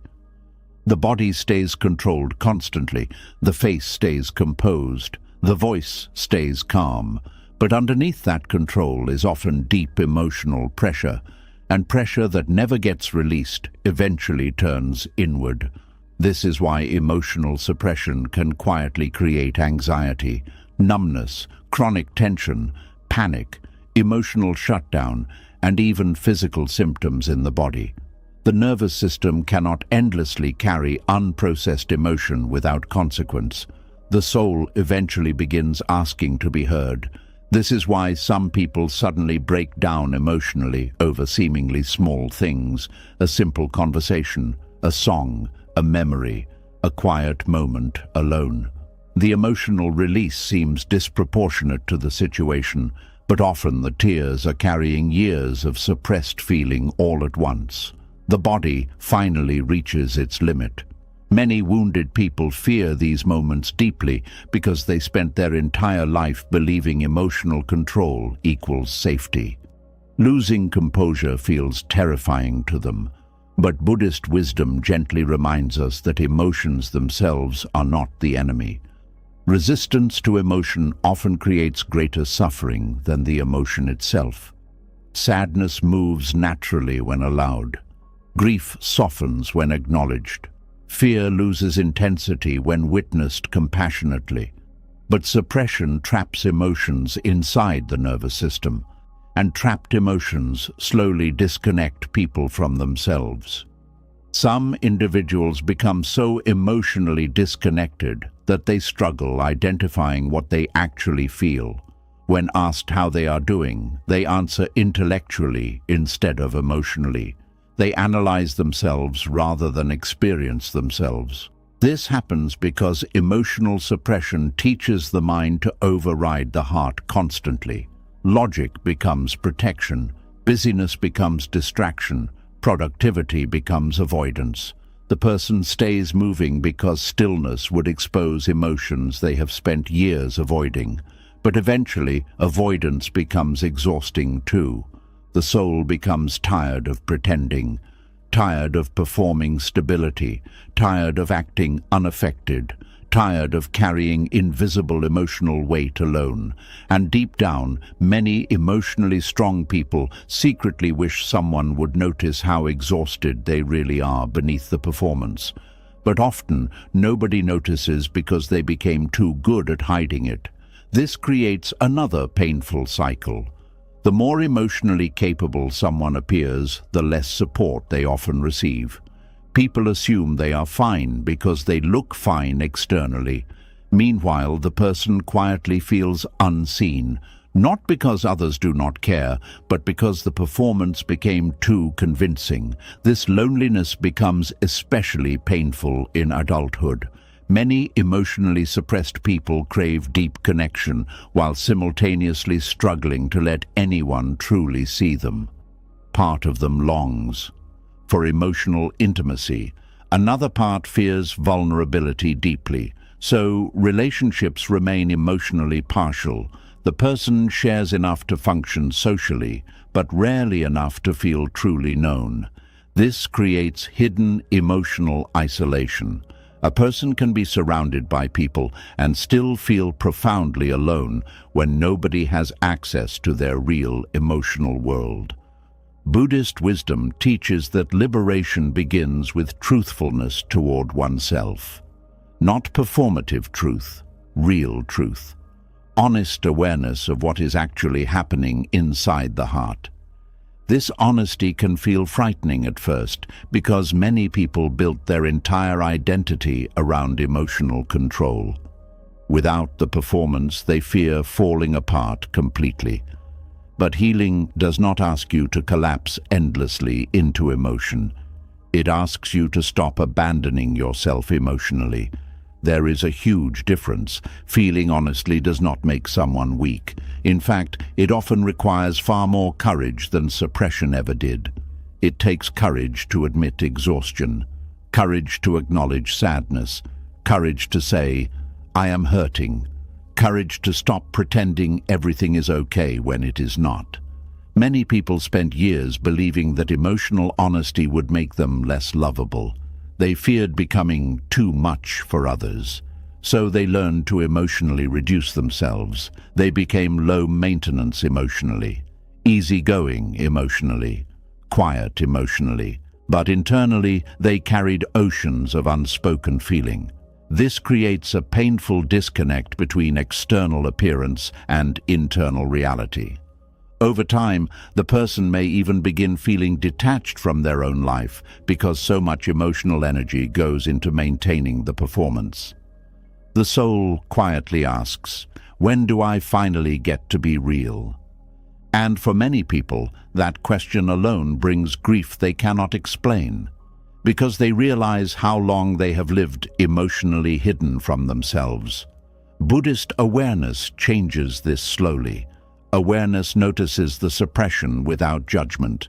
It notices the emotional tightening, the forced composure, the automatic minimization, the nervous laughter hiding sadness, the constant "I'm okay" responses, the body holding tension constantly. And once awareness notices these patterns clearly, healing can finally begin.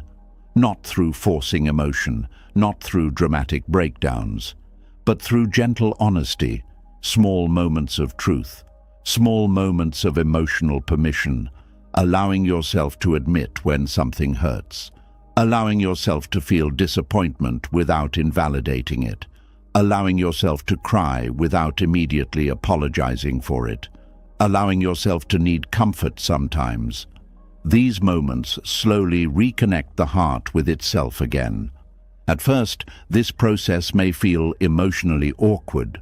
Many suppressed people feel uncomfortable with vulnerability because the nervous system associates openness with danger. But over time, the body begins learning something new. Emotions are not enemies. Feelings are not weakness. Needing support is not failure. Human softness is not shameful. And slowly the armor begins loosening. The person no longer needs to perform strength every second in order to feel safe. They stop forcing themselves to carry impossible emotional weight alone. They stop treating vulnerability like weakness. They stop abandoning their own emotional reality in order to appear stable for everyone else. Instead, something softer emerges. Authentic strength. Not the rigid strength built through suppression, but the calm strength built through emotional honesty. This kind of strength does not fear tears. It does not fear truth. It does not fear tenderness, because it understands something survival mode never allowed the heart to believe before. You do not need to stop being human in order to survive life. You do not need to disconnect from your emotions in order to be worthy. You do not need to perform invincibility to deserve love. And perhaps the deepest healing begins the moment you finally stop asking your heart to hide its pain just to make others comfortable. For the first time in a long time, the soul begins breathing honestly again. The exhaustion slowly softens. The numbness begins melting. The emotional walls stop feeling necessary all the time. And gently, quietly, you begin remembering what it feels like to truly be alive inside yourself again. Slowly, the heart begins learning that true strength does not come from emotional suppression. The soul no longer needs to hide every wound behind silence and performance. But once the emotional armor starts loosening, another painful truth quietly appears underneath it all. Many people are still carrying punishments life already released them from years ago. The world moved forward, other people forgot. Time passed, seasons changed, yet deep inside they continue sentencing themselves over and over again for mistakes, failures, weaknesses, and painful chapters they cannot stop reliving. Some people live inside invisible prisons nobody else can see. They wake up every day carrying guilt that no longer belongs to the present moment. They smile, work, talk normally, and continue moving through life, but internally they remain chained to old shame. And the saddest part is that many no longer realize they are still punishing themselves at all. There is a certain kind of suffering that becomes so familiar it starts feeling deserved. A person makes mistakes. A relationship ends badly. A painful season changes them. Maybe they hurt someone. Maybe they failed themselves. Maybe they became someone they barely recognized during survival mode. And instead of allowing growth, They quietly decide that peace is no longer something they deserve fully. This decision often happens unconsciously. The person never says it directly, but it appears in the way they treat themselves afterward. They deny themselves happiness. They sabotage good things. They stay emotionally trapped in guilt. They refuse softness. They replay old memories repeatedly like emotional self-punishment. The heart slowly becomes convinced that suffering is necessary repayment for the past. Buddhist wisdom teaches that attachment creates suffering, but one of the deepest attachments people carry is attachment to shame. Many individuals become emotionally attached to guilt because guilt creates the illusion of control and morality. They believe continuing to punish themselves proves they care about what happened. The ego quietly whispers, "If I stop suffering over this, maybe it means I never cared." So the punishment continues, not because healing is impossible, but because the person unconsciously believes self-forgiveness would make them irresponsible, selfish, or morally weak. This creates endless inner conflict. The soul wants peace, but the ego clings to punishment. And over time, this internal battle becomes exhausting. Many wounded people carry shame so deeply that it shapes their entire identity. They stop seeing themselves as human beings who experienced painful moments and begin seeing themselves only through the lens of those moments. One mistake becomes permanent identity. One painful season becomes evidence of unworthiness. One version of themselves becomes emotionally frozen forever in guilt. This is why unresolved shame becomes such a powerful prison. It traps the person inside outdated emotional identities long after life itself has already moved forward. Sometimes the punishment looks obvious: constant self-criticism, harsh inner dialogue, refusing joy, refusing love. But sometimes it becomes quieter and harder to recognize. The person overworks themselves endlessly. They settle for emotionally unhealthy relationships because they feel undeserving of better. They reject opportunities. They emotionally isolate themselves. They become uncomfortable when people genuinely care about them. They quietly carry the belief that they are not fully worthy of peace anymore. This belief changes everything, because a person who secretly believes they deserve suffering will unconsciously create it repeatedly. Buddhist teachings remind us that suffering often continues because the mind refuses to release old emotional attachments. Shame is one of the heaviest attachments the heart can carry, because shame tells the person they are fundamentally flawed instead of temporarily human. There is a difference between guilt and shame. Healthy guilt says, "I made a mistake." Shame says, "I am the mistake." That difference changes the entire emotional experience.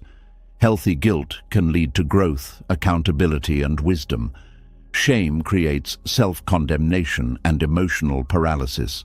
A person trapped in shame no longer believes they can evolve beyond the past. They become emotionally stuck inside old identities that no longer reflect who they truly are. This is why many people secretly fear being seen deeply. They believe if others truly knew everything about them, they would no longer deserve love or acceptance.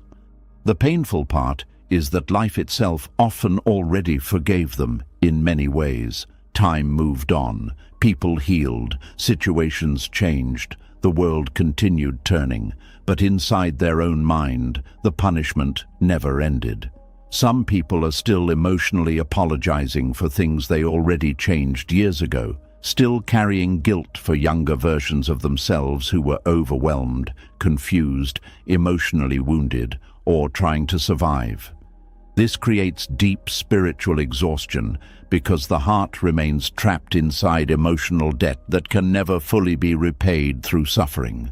And yet many people keep trying. They believe enough self-hatred will somehow erase the past.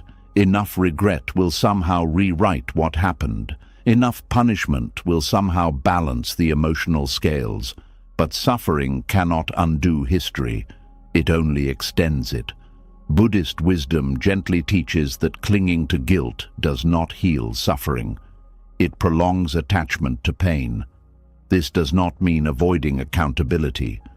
True healing requires honesty. It requires recognizing harm clearly when harm was done. It requires emotional responsibility. But responsibility and self-condemnation are not the same thing. One creates awareness, the other destroys identity. Many wounded people cannot tell the difference. They think releasing shame means pretending nothing happened. But self-forgiveness is not denial. It is the understanding that human beings are capable of growth beyond their worst moments. The problem is that many people were never taught compassion toward themselves. They learned punishment, they learned criticism, they learned perfectionism, they learned emotional shame. So when they fail or make mistakes, their immediate instinct becomes self-destruction instead of understanding.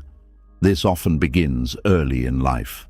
Children raised in highly critical environments quickly learn to fear mistakes intensely. Love may have felt conditional. Acceptance may have depended on performance, obedience, or perfection. Over time, the child internalizes the belief that mistakes threaten worthiness itself. Years later, the adult continues treating themselves with the same harshness. Even small failures trigger overwhelming shame. Even ordinary human imperfection feels dangerous. The nervous system becomes trapped in constant self-monitoring, always trying not to fail, always trying not to disappoint, always trying not to become bad. This creates enormous emotional pressure, because no human being can exist without making mistakes, hurting others unintentionally sometimes, or failing during difficult seasons of life. Yet many people expect perfection from themselves while simultaneously carrying years of emotional wounds. This impossible expectation slowly crushes the spirit. Some people become emotionally addicted to guilt because guilt creates familiarity. It feels emotionally safer to remain the guilty person than to risk stepping into self-forgiveness and emotional freedom. Why? Because freedom creates uncertainty. If you finally forgive yourself, who are you afterward? If you stop carrying punishment, what remains underneath? These questions frighten the ego deeply because shame often becomes identity itself. The person no longer knows who they are without the guilt they carried for so long. This becomes especially painful after traumatic emotional seasons. People often judge themselves mercilessly for who they became while emotionally drowning. They hate the needy version, the angry version, the broken version, the emotionally unstable version, the fearful version. But Buddhist wisdom asks us to look deeper than behavior alone. Beneath wounded behavior usually lives wounded pain. This does not erase accountability, but it changes the emotional posture toward healing. Instead of asking, "Why was I so terrible?" the heart slowly begins asking, "What pain was I carrying during that time?" That question creates compassion, and compassion is necessary because shame alone never heals anyone. Shame only keeps the wound alive. Many people believe self-punishment protects them from repeating mistakes. They think if they remain hard on themselves constantly, they will avoid becoming careless or harmful again. But fear-based self-hatred rarely creates true transformation. It creates emotional paralysis. Real growth happens when awareness and compassion exist together. Without awareness, there is denial. Without compassion, there is destruction. Buddhist teachings consistently point toward the middle path, neither avoidance nor cruelty, honest seeing without emotional violence. This is one of the hardest lessons for wounded hearts to learn, because many people secretly believe they deserve emotional violence. Not physical violence necessarily, but internal violence, the harsh thoughts, the constant criticism, the endless replaying, the emotional withholding of peace, the refusal to move forward emotionally. all because part of them still believes punishment is necessary. There are people who sabotage loving relationships because they cannot believe they deserve healthy love anymore. People who reject opportunities because they secretly feel unworthy of success. People who emotionally isolate because shame convinced them they are too damaged to be fully known. This is how unresolved guilt quietly shapes entire lives. Not loudly, quietly, in the background, through avoidance, self-rejection, emotional withdrawal, fear of happiness, fear of being seen, fear of receiving good things fully. The body carries this shame too. The nervous system tightens around it. The chest feels heavy. The stomach feels anxious. The shoulders stay tense. The mind remains restless, because unresolved shame keeps the body emotionally trapped in survival. And many people become so accustomed to carrying this heaviness that they forget life can feel different. But Buddhist wisdom gently reminds us that identity itself is fluid. Human beings are not frozen permanently in their worst moments. Every experience changes us. Every season transforms us. Every painful chapter teaches something. Yet shame refuses to allow this transformation emotionally. Shame keeps saying, "You are still that person," even when life already proved otherwise, even when growth already happened, even when wisdom was gained. This is why self-forgiveness often feels emotionally terrifying. It requires releasing identities built around suffering. It requires allowing yourself to evolve beyond the emotional prison your mind created years ago. And for many wounded people, this feels almost impossible at first, because self-forgiveness is not just emotional release. It is identity transformation. The person must slowly stop seeing themselves only through the lens of shame. That process takes courage. It requires sitting honestly with the past without drowning inside it. It requires acknowledging mistakes without turning them into permanent self-hatred. It requires understanding that being human includes imperfection, confusion, emotional struggle, and growth. This realization softens the heart slowly, not all at once. Slowly. The person begins noticing how harshly they speak to themselves. They begin noticing how often guilt shapes decisions. They begin noticing how deeply they fear peace. Awareness changes everything. Because once the pattern becomes visible, the punishment no longer operates entirely unconsciously. The heart begins questioning old beliefs. Do I really deserve endless suffering? Have I already changed more than I allow myself to see? Am I still emotionally living inside a past version of myself? These questions begin opening emotional doors that shame kept locked for years. At first, compassion may feel uncomfortable, even dangerous. Many people fear self-compassion because they misunderstand it. They think compassion means excusing harmful behavior or escaping accountability. But true compassion simply recognizes humanity honestly. A compassionate heart can acknowledge mistakes while still believing healing is possible. This balance is deeply important, because without compassion, the soul eventually collapses beneath endless self-condemnation. No human being can heal while permanently treating themselves like a criminal inside their own mind. The heart needs room to breathe again. It needs permission to evolve, permission to soften, permission to exist beyond the past. And perhaps one of the most painful truths of all is this. Many people are still carrying shame for versions of themselves that were simply trying to survive emotionally. They were overwhelmed, lonely, afraid, unhealed, confused, and instead of receiving understanding afterward, they received years of self-hatred from their own mind. But slowly, healing begins changing this relationship. The person starts realizing that suffering endlessly cannot undo old pain. Punishment cannot rewrite history. Self-condemnation cannot create peace. Only awareness, responsibility, compassion, and emotional honesty can begin freeing the heart. And eventually, something quiet starts happening inside. The old guilt loosens slightly.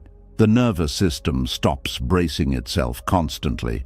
The heart no longer believes it must suffer forever to deserve healing. For the first time in years, the soul begins understanding something it was never allowed to believe before. You are allowed to grow beyond the worst chapters of your life. You are allowed to become someone new. You are allowed to stop punishing yourself for wounds time already carried away long ago. And gently, almost invisibly, the prison door inside the heart begins opening at last. Slowly, the prison door inside the heart begins opening. The soul starts realizing it no longer has to spend the rest of its life trapped inside old guilt and endless self-punishment. But once that heaviness begins loosening, another painful truth quietly reveals itself underneath everything else. Sometimes the deepest exhaustion in your life is not coming from other people, responsibilities, or difficult situations. Sometimes you are simply tired of fighting yourself every single day, tired of resisting your emotions, tired of arguing with your thoughts, tired of carrying inner conflict that never seems to fully end. There is a kind of exhaustion sleep cannot fix, a tiredness so deep that even resting the body does not touch it. The person sleeps for hours and still wakes up emotionally heavy. They take breaks but still feel drained. They try distracting themselves, staying busy, helping others, or pretending to be okay. But underneath it all, something inside still feels painfully exhausted. This kind of exhaustion often comes from inner war, not external hardship alone. Inner war. The constant battle between who you are and who you think you should be. The battle between your emotions and your attempts to suppress them. The battle between guilt and self-forgiveness. The battle between needing rest and forcing yourself to keep going. The battle between wanting peace and fearing it at the same time. Over time, this endless internal conflict slowly drains the soul more deeply than many external struggles ever could. Buddhist wisdom teaches that suffering becomes heavier when the mind resists reality constantly. Many people think emotional exhaustion only comes from life being difficult, but often the deeper suffering comes from fighting against their own emotional experience every moment. They fight sadness, fight fear, fight vulnerability, fight memories, fight loneliness, fight shame, fight themselves. And eventually, the soul becomes tired of carrying so much resistance inside. Many wounded people do not realize how much energy inner conflict consumes. Every suppressed emotion requires energy. Every unresolved fear requires energy. Every moment spent criticizing yourself, overthinking, emotionally defending yourself, or resisting your own truth quietly drains the nervous system. This is why some people feel emotionally exhausted even when nothing dramatic is happening externally anymore. The war is happening internally. Some individuals spend years trying to become emotionally different instead of emotionally honest. They constantly pressure themselves to heal faster, feel differently, think positively, move on quickly, stop hurting, stop fearing, stop struggling. And because of this, the heart never receives acceptance. It only receives pressure. This pressure slowly becomes spiritual exhaustion. The soul begins feeling like it can never simply exist as it is. Every emotion becomes something to fix. Every wound becomes something to hide. Every difficult feeling becomes evidence of failure. This creates enormous emotional tension, because human beings are not machines designed to function without emotional struggle. Pain is part of being alive. Fear is part of being human. Grief is part of loving. Vulnerability is part of connection. But many people learn to see these emotions as enemies instead of experiences, so they spend years at war with themselves. The body pays for this war eventually. The nervous system stays tense constantly. The mind never fully rests. The heart remains guarded. The emotions become trapped. And slowly, exhaustion settles into every area of life. Some people become so accustomed to inner conflict that they no longer notice it consciously. The emotional fighting becomes automatic. The self-criticism runs constantly in the background. The resistance to emotions becomes habitual. They wake up already emotionally bracing for the day, already preparing mentally, already carrying heaviness before anything even happens. This creates lives that feel emotionally heavy all the time, not because life itself is always terrible, but because the person never experiences internal peace long enough to recover fully. Buddhist teachings often speak about how attachment and resistance create suffering. One of the deepest forms of resistance is resistance toward yourself. Many people reject their own humanity constantly. They reject their sadness, reject their fear, reject their sensitivity, reject their imperfections, reject the wounded parts of themselves that still need care. And the more they reject themselves internally, the more exhausted they become. Because no soul can endlessly survive self-rejection without becoming tired. There are people who have spent their entire life trying to outrun their own emotions. They stay busy constantly, distracted constantly, mentally stimulated constantly, because slowing down means feeling what they have spent years avoiding. But avoidance creates exhaustion too. The nervous system remains alert all the time. The body never fully relaxes. The mind keeps running. And eventually, the person feels emotionally depleted without understanding why. Sometimes the exhaustion becomes numbness. The person no longer feels deeply connected to joy, excitement, or meaning. Life starts feeling emotionally flat, not because they stopped caring, but because the nervous system became overwhelmed from carrying unresolved inner conflict for too long. Other times, the exhaustion appears as irritability. Small things suddenly feel unbearable. The person becomes emotionally reactive because their inner resources are already depleted. Sometimes the exhaustion appears as hopelessness, not dramatic hopelessness necessarily, quiet hopelessness, the feeling that no matter how hard you try internally, peace still feels far away. This is one reason emotional burnout feels so painful. It is not simply tiredness. It is the feeling of carrying yourself through endless invisible battles nobody else fully sees. And often the person carrying this exhaustion becomes skilled at hiding it. They continue functioning, continue helping others, continue working, continue smiling. But internally they feel deeply worn down from fighting themselves every day. Buddhist wisdom offers a rare truth here that many people desperately need to hear. Sometimes healing does not begin by trying harder. Sometimes healing begins by finally stopping the war.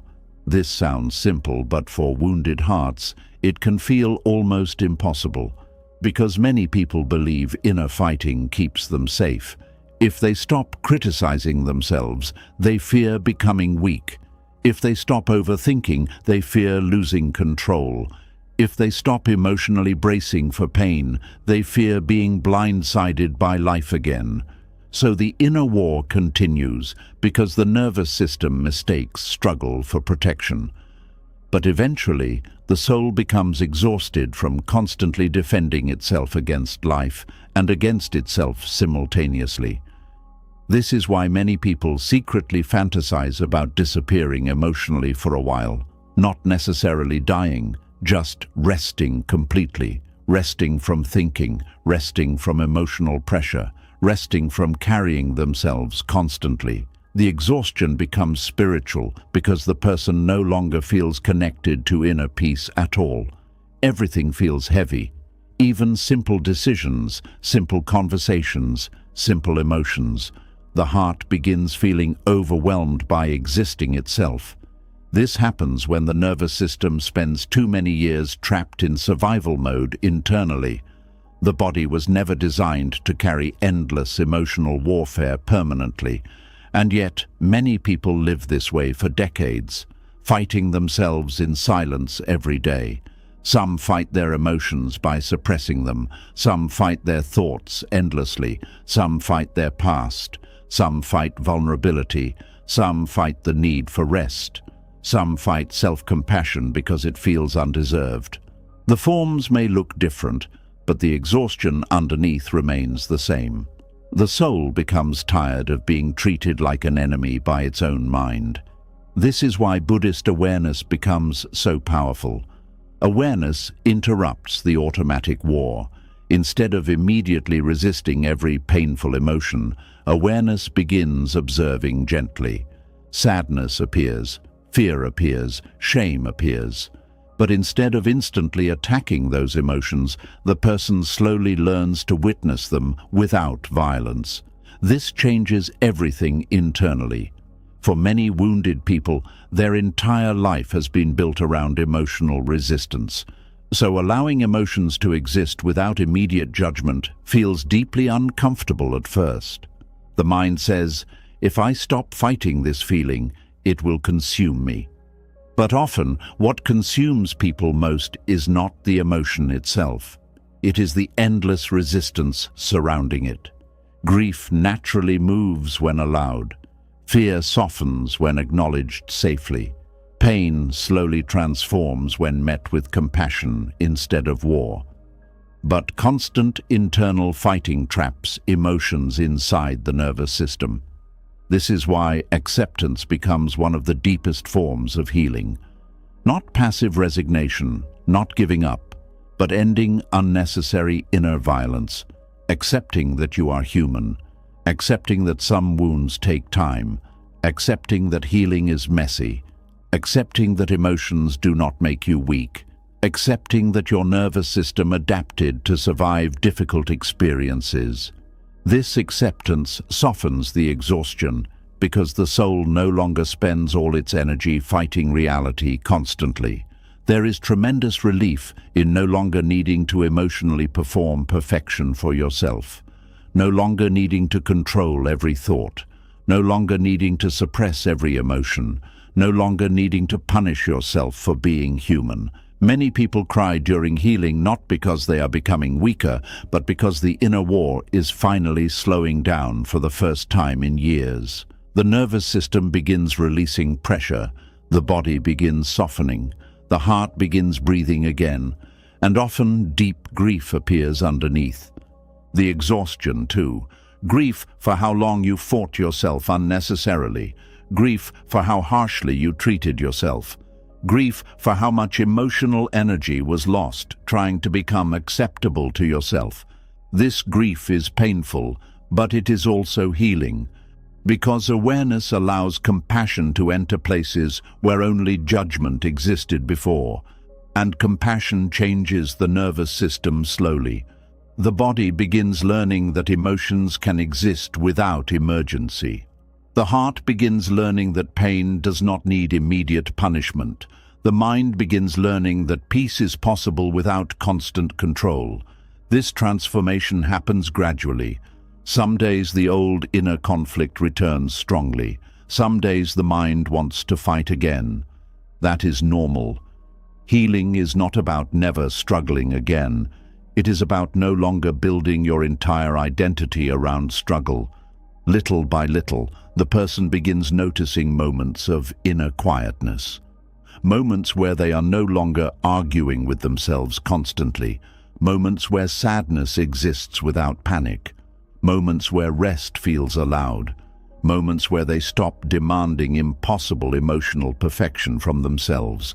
These moments matter deeply because every peaceful moment teaches the nervous system a new truth. You do not need endless inner conflict in order to survive life. You do not need self-hatred in order to grow. You do not need emotional warfare in order to protect yourself. The soul slowly starts trusting gentleness again, and this gentleness creates energy that inner war always destroyed. The person begins feeling lighter emotionally, not because life became perfect, but because they stopped carrying unnecessary battles inside themselves every second. This changes relationships too. A person no longer projects endless internal conflict outward constantly. They stop needing external chaos to match internal chaos. They become calmer emotionally because the war inside is no longer consuming all their energy. Buddhist wisdom reminds us that peace is not something forced into existence through struggle. Peace emerges naturally when resistance softens. This is one of the rarest truths emotionally exhausted people need to understand. You are not tired simply because life is hard. Sometimes you are tired because you have spent years fighting your own heart, fighting your emotions, fighting your humanity, fighting your pain, fighting your need for compassion, and eventually, the soul simply becomes exhausted from carrying so much internal resistance alone. But healing begins the moment the war starts slowing down. Not perfectly, not instantly, but gradually. The mind softens, the nervous system loosens, the heart stops bracing itself constantly, and for the first time in a very long time, the soul begins experiencing something it almost forgot was possible. Rest without guilt, emotion without shame, existence without constant inner battle. And quietly, gently, the exhausted heart begins realizing it no longer has to spend the rest of its life fighting itself to deserve peace. Slowly, the exhausted heart begins understanding that peace does not require constant inner fighting anymore. The soul starts realizing it no longer needs to stay trapped inside endless emotional warfare just to survive life. But even after the inner battles begin softening, another painful truth quietly remains underneath it all. Sometimes life finally becomes calm, yet the heart still feels unsafe. The danger disappears externally, but internally the nervous system continues reacting as if pain is still about to happen at any moment. There is a confusing kind of loneliness that happens when your life becomes quieter, safer, or more stable, but your body still refuses to relax. Nothing terrible is happening anymore, yet your chest still feels tight. Your thoughts still race. Your mind still expects disappointment. Your heart still braces itself without fully understanding why. Many people feel ashamed of this. They tell themselves, "Things are finally okay now. Why do I still feel anxious?" But the nervous system does not heal simply because circumstances change externally. Emotional wounds often continue reacting long after the original danger disappears. Buddhist wisdom teaches that suffering leaves impressions inside the mind and body. Painful experiences do not only live in memory, they shape perception, emotional reactions, expectations, and nervous system patterns. When someone survives long periods of emotional hurt, the body slowly adapts around survival itself. The heart learns fear, the nervous system learns vigilance, the mind learns anticipation, and even when life becomes calm, those patterns do not instantly disappear. This is why some people cannot fully trust happiness when it finally arrives. Part of them still waits for everything to fall apart. Calmness feels temporary, safety feels fragile, love feels unstable, peace feels suspicious. The body quietly says, "Do not relax too much. Pain could return at any moment." This emotional guarding becomes automatic after enough suffering. Some people spent years living in emotionally unpredictable environments. They never knew when conflict would happen, when rejection would appear, when affection would disappear, or when emotional pain would suddenly enter the room again. Over time, the nervous system adapted by staying alert constantly. Hyper-awareness became protection. Overthinking became protection. Emotional guarding became protection. And although these patterns once helped the person survive emotionally, they eventually become exhausting once the danger is gone. The painful part is that many wounded hearts do not know the danger is over emotionally. The body still reacts as though survival mode is necessary. This creates a strange emotional experience where the person longs for peace but cannot fully settle into it. Even beautiful moments become difficult to trust. A peaceful relationship still feels emotionally uncertain. A calm season still feels temporary. A kind person still feels emotionally risky. The wounded heart keeps waiting for hidden pain to appear. Not because the person wants suffering, but because the nervous system learned that safety can disappear suddenly. This becomes especially painful in relationships. Some people deeply crave love and emotional closeness, but once they receive it, fear immediately appears beside it. They begin over-analyzing small changes in tone. They become anxious over delayed messages. They fear abandonment during moments of silence. They emotionally prepare for rejection before it even happens. The body reacts as though emotional danger is present, even when the relationship itself may actually be safe. This is not irrational weakness. This is unresolved emotional survival. The nervous system remembers old wounds long after the conscious mind wants to move on. Buddhist teachings often remind us that awareness is necessary because unconscious suffering quietly controls reactions. Many people believe they are reacting to the present moment, but often they are reacting to old emotional memories stored inside the body. A calm conversation suddenly feels threatening because the nervous system remembers past conflict. A healthy relationship feels emotionally unsafe because previous love once caused pain. Rest feels uncomfortable because stillness once exposed loneliness or fear. The body reacts to echoes of old wounds instead of current reality. This is why emotional healing takes time. Not because people are weak, but because the nervous system must slowly relearn safety. Some people become frustrated with themselves during this process. They say things like, "Why can't I just relax?" or "Why do I still feel unsafe when nothing bad is happening?" But healing is not about forcing yourself to feel safe instantly.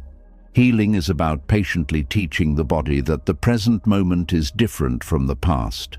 This teaching happens slowly through repeated experiences of safety, gentleness, and emotional honesty.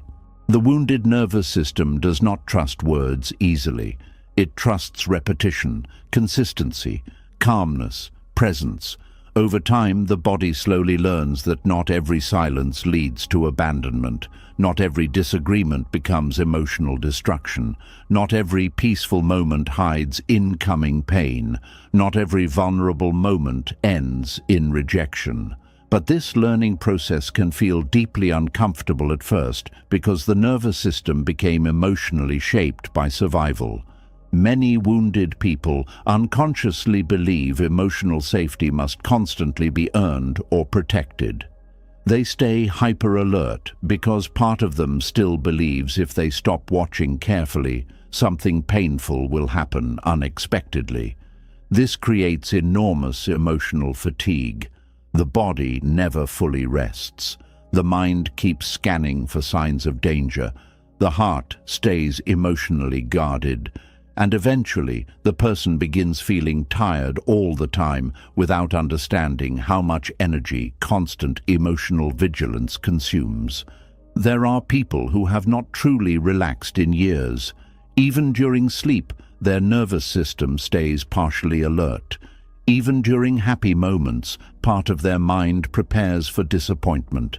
Even during love, part of their heart remains emotionally hidden. Because somewhere inside, the body still believes vulnerability equals danger. This is one of the deepest consequences of emotional wounds. They do not simply create temporary pain.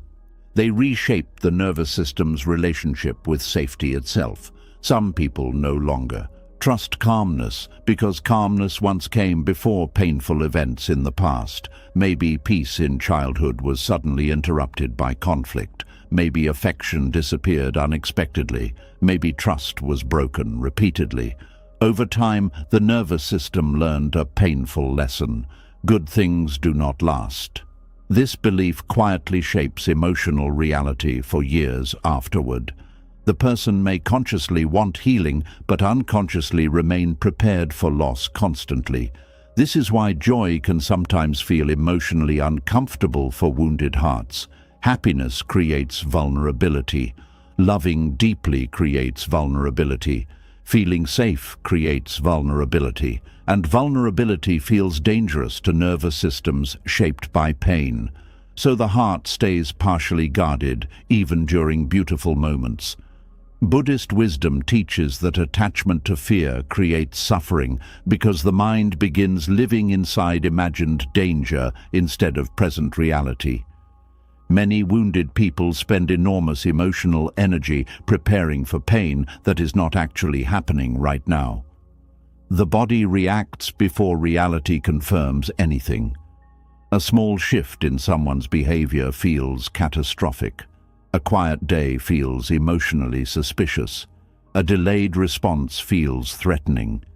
The nervous system immediately fills the silence with fear because old emotional wounds trained the body to expect danger quickly. This creates lives shaped by emotional anticipation instead of emotional presence. The person struggles enjoying what exists because part of them is always preparing for what might go wrong next. And this preparation slowly steals peace from the present moment. There are people who cannot fully enjoy love because they are already grieving its imagined ending. People who cannot fully relax because they are emotionally preparing for future disappointment. People who cannot fully trust kindness because past kindness eventually turned painful before.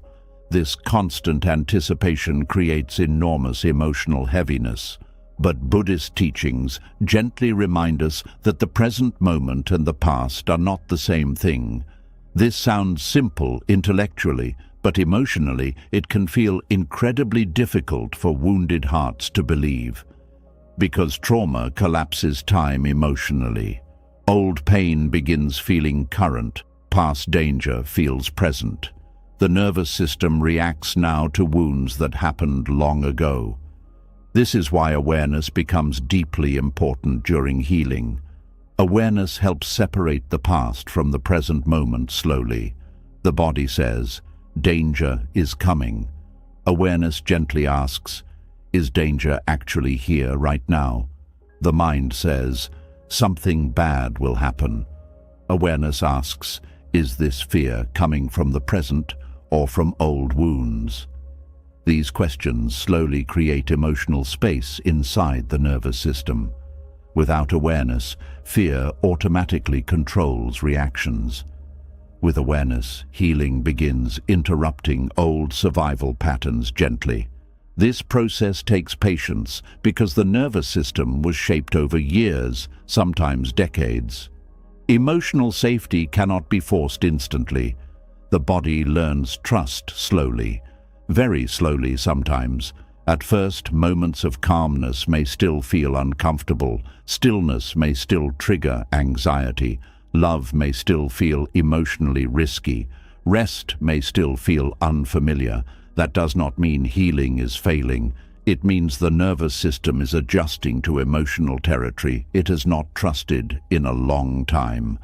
This adjustment can feel exhausting because part of the heart desperately wants peace, while another part still fears it deeply. Many wounded people become angry at themselves during this stage. They think they should be over it already. They criticize themselves for still reacting emotionally. But self-judgment only deepens the nervous system's feeling of unsafety.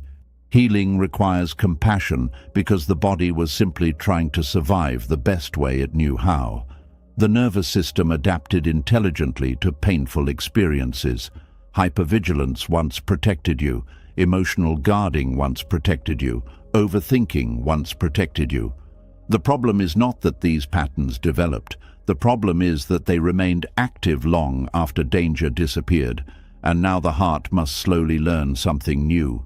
Safety, not intellectual safety alone, felt safety, the kind the body can actually believe. This happens through repeated emotional experiences where calmness remains stable, where vulnerability is met with care, where rest does not lead to punishment, where emotions are allowed safely, where relationships remain consistent, where peace lasts long enough for the nervous system to finally stop bracing itself constantly. And little by little, the body begins softening. The breathing deepens. The thoughts slow down. The chest loosens slightly. The heart stops, preparing for disaster every second. This transformation often happens quietly, not dramatically, quietly. The person notices they are no longer overanalyzing every silence, no longer panicking during peaceful moments, no longer emotionally waiting for collapse constantly. These changes may seem small from the outside, but internally they are enormous, because the wounded heart is finally beginning to trust life again, not perfectly, not completely, but enough to start relaxing. Buddhist wisdom reminds us that suffering does not disappear through force. It softens through awareness, compassion, patience, and presence.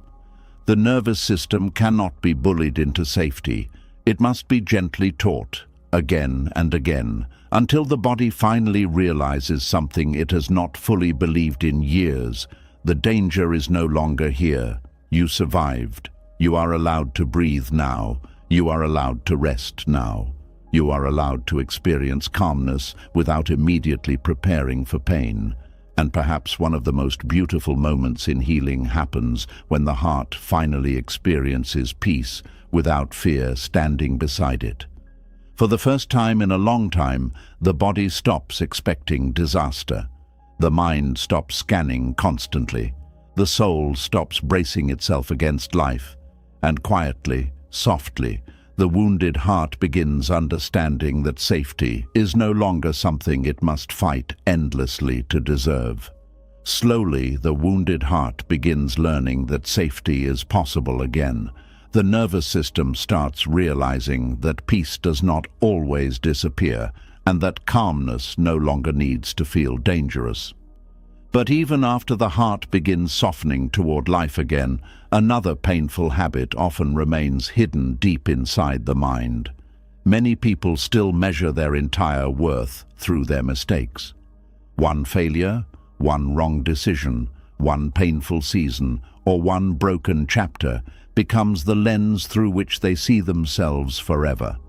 And without realizing it, temporary moments slowly become permanent identity. There is a quiet sadness in the way some people remember themselves. They do not look at their past with balance. They look at it through shame. Their mind becomes selective.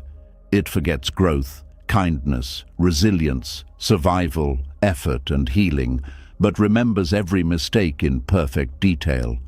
Over time, the person no longer sees themselves as human. They see themselves as flawed. This is one of the deepest emotional distortions the wounded mind creates. A mistake happens, a relationship fails, a season of weakness appears. The person struggles emotionally. And instead of seeing these experiences as temporary parts of life, the mind quietly transforms them into identity. I failed becomes I am a failure. I made a mistake becomes I am broken.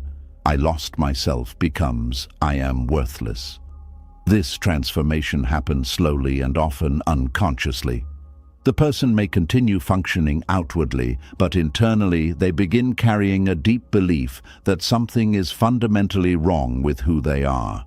Buddhist wisdom teaches that attachment to identity creates suffering. Human beings suffer deeply when they cling too tightly to labels, especially painful ones. The mind takes passing experiences and freezes them into emotional identity. And once identity forms around pain, every future experience becomes filtered through it.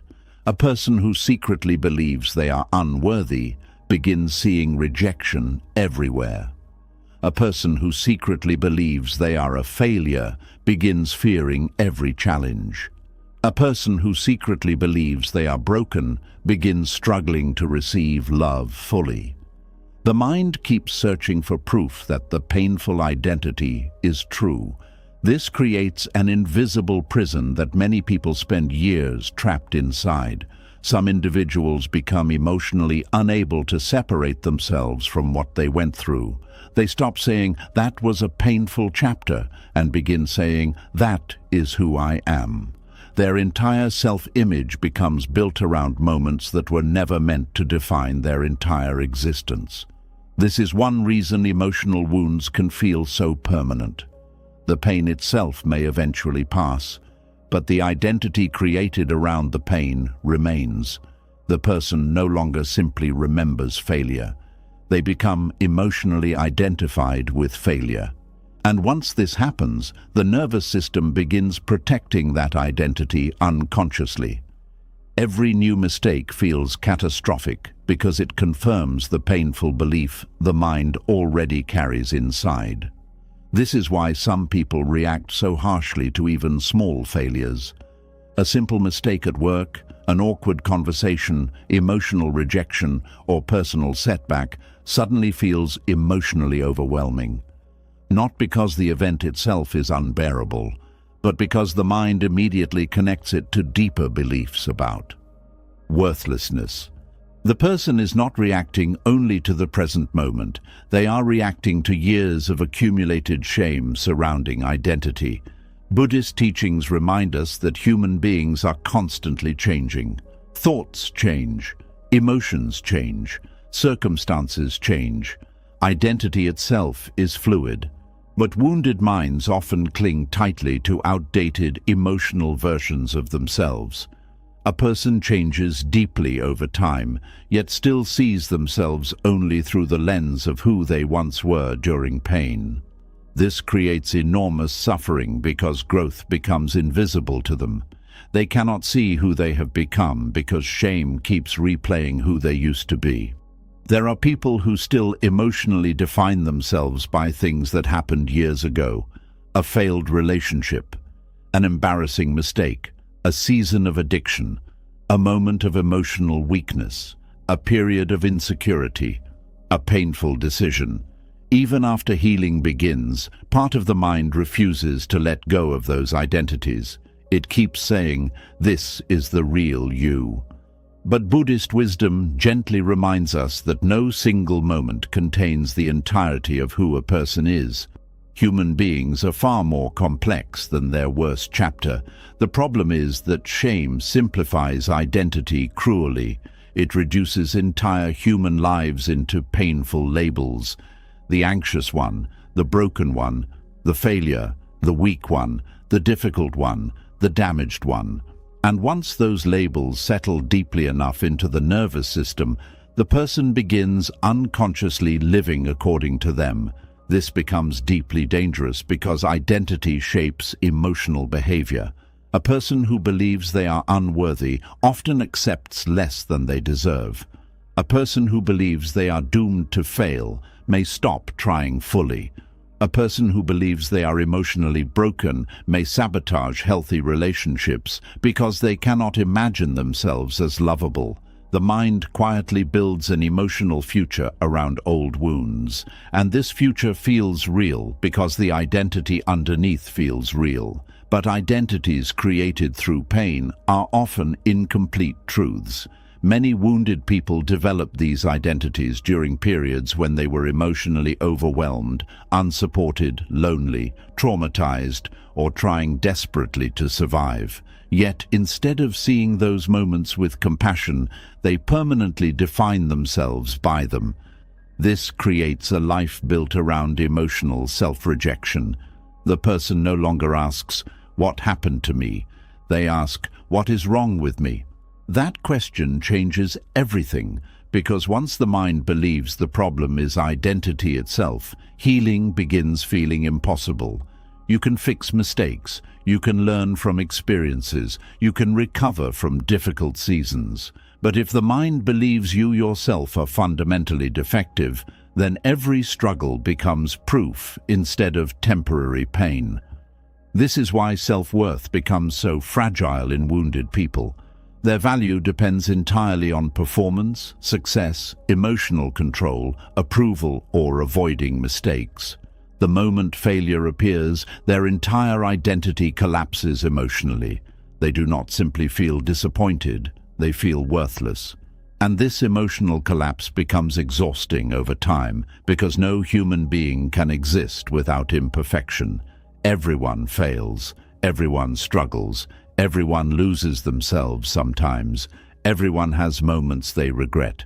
But wounded minds treat these experiences as permanent emotional evidence instead of ordinary parts of being human. Buddhist teachings often speak about the illusion of permanence. One painful illusion many people carry is the belief that their mistakes define them forever. But nothing in human life remains fixed forever. Not fear, not shame, not identity, not suffering. Yet many people keep emotionally freezing themselves in place long after growth has already happened. This creates invisible emotional stagnation. The person stops allowing themselves to evolve because they remain loyal to painful old identities. Sometimes this loyalty happens unconsciously because suffering feels emotionally familiar. If someone spent years identifying as broken, peaceful self-worth can feel uncomfortable or even undeserved. The ego says, "Who are you to feel good about yourself now? Do not forget what you did. Do not forget who you were."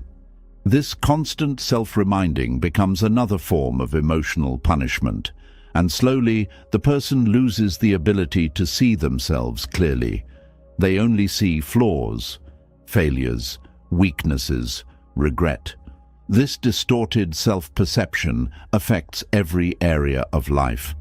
Relationships become difficult because the person struggles believing they deserve healthy love. Rest becomes difficult because they feel guilty unless constantly proving worth. Joy becomes difficult because part of them believes happiness should be withheld until they become better enough. But better enough never fully arrives when identity itself remains trapped in shame. This is why external success rarely heals internal worthlessness fully. A person may achieve goals, receive praise, build relationships, or improve their life significantly, yet still feel deeply inadequate because the identity underneath never changed. The mind still whispers old labels, still searches for flaws, still measures worth through mistakes. Buddhist wisdom offers a different path. Instead of attaching identity to temporary experiences, it encourages awareness of impermanence. Thoughts are temporary, emotions are temporary, failures are temporary. Even painful identities are temporary when no longer fed constantly by the mind. This understanding creates space.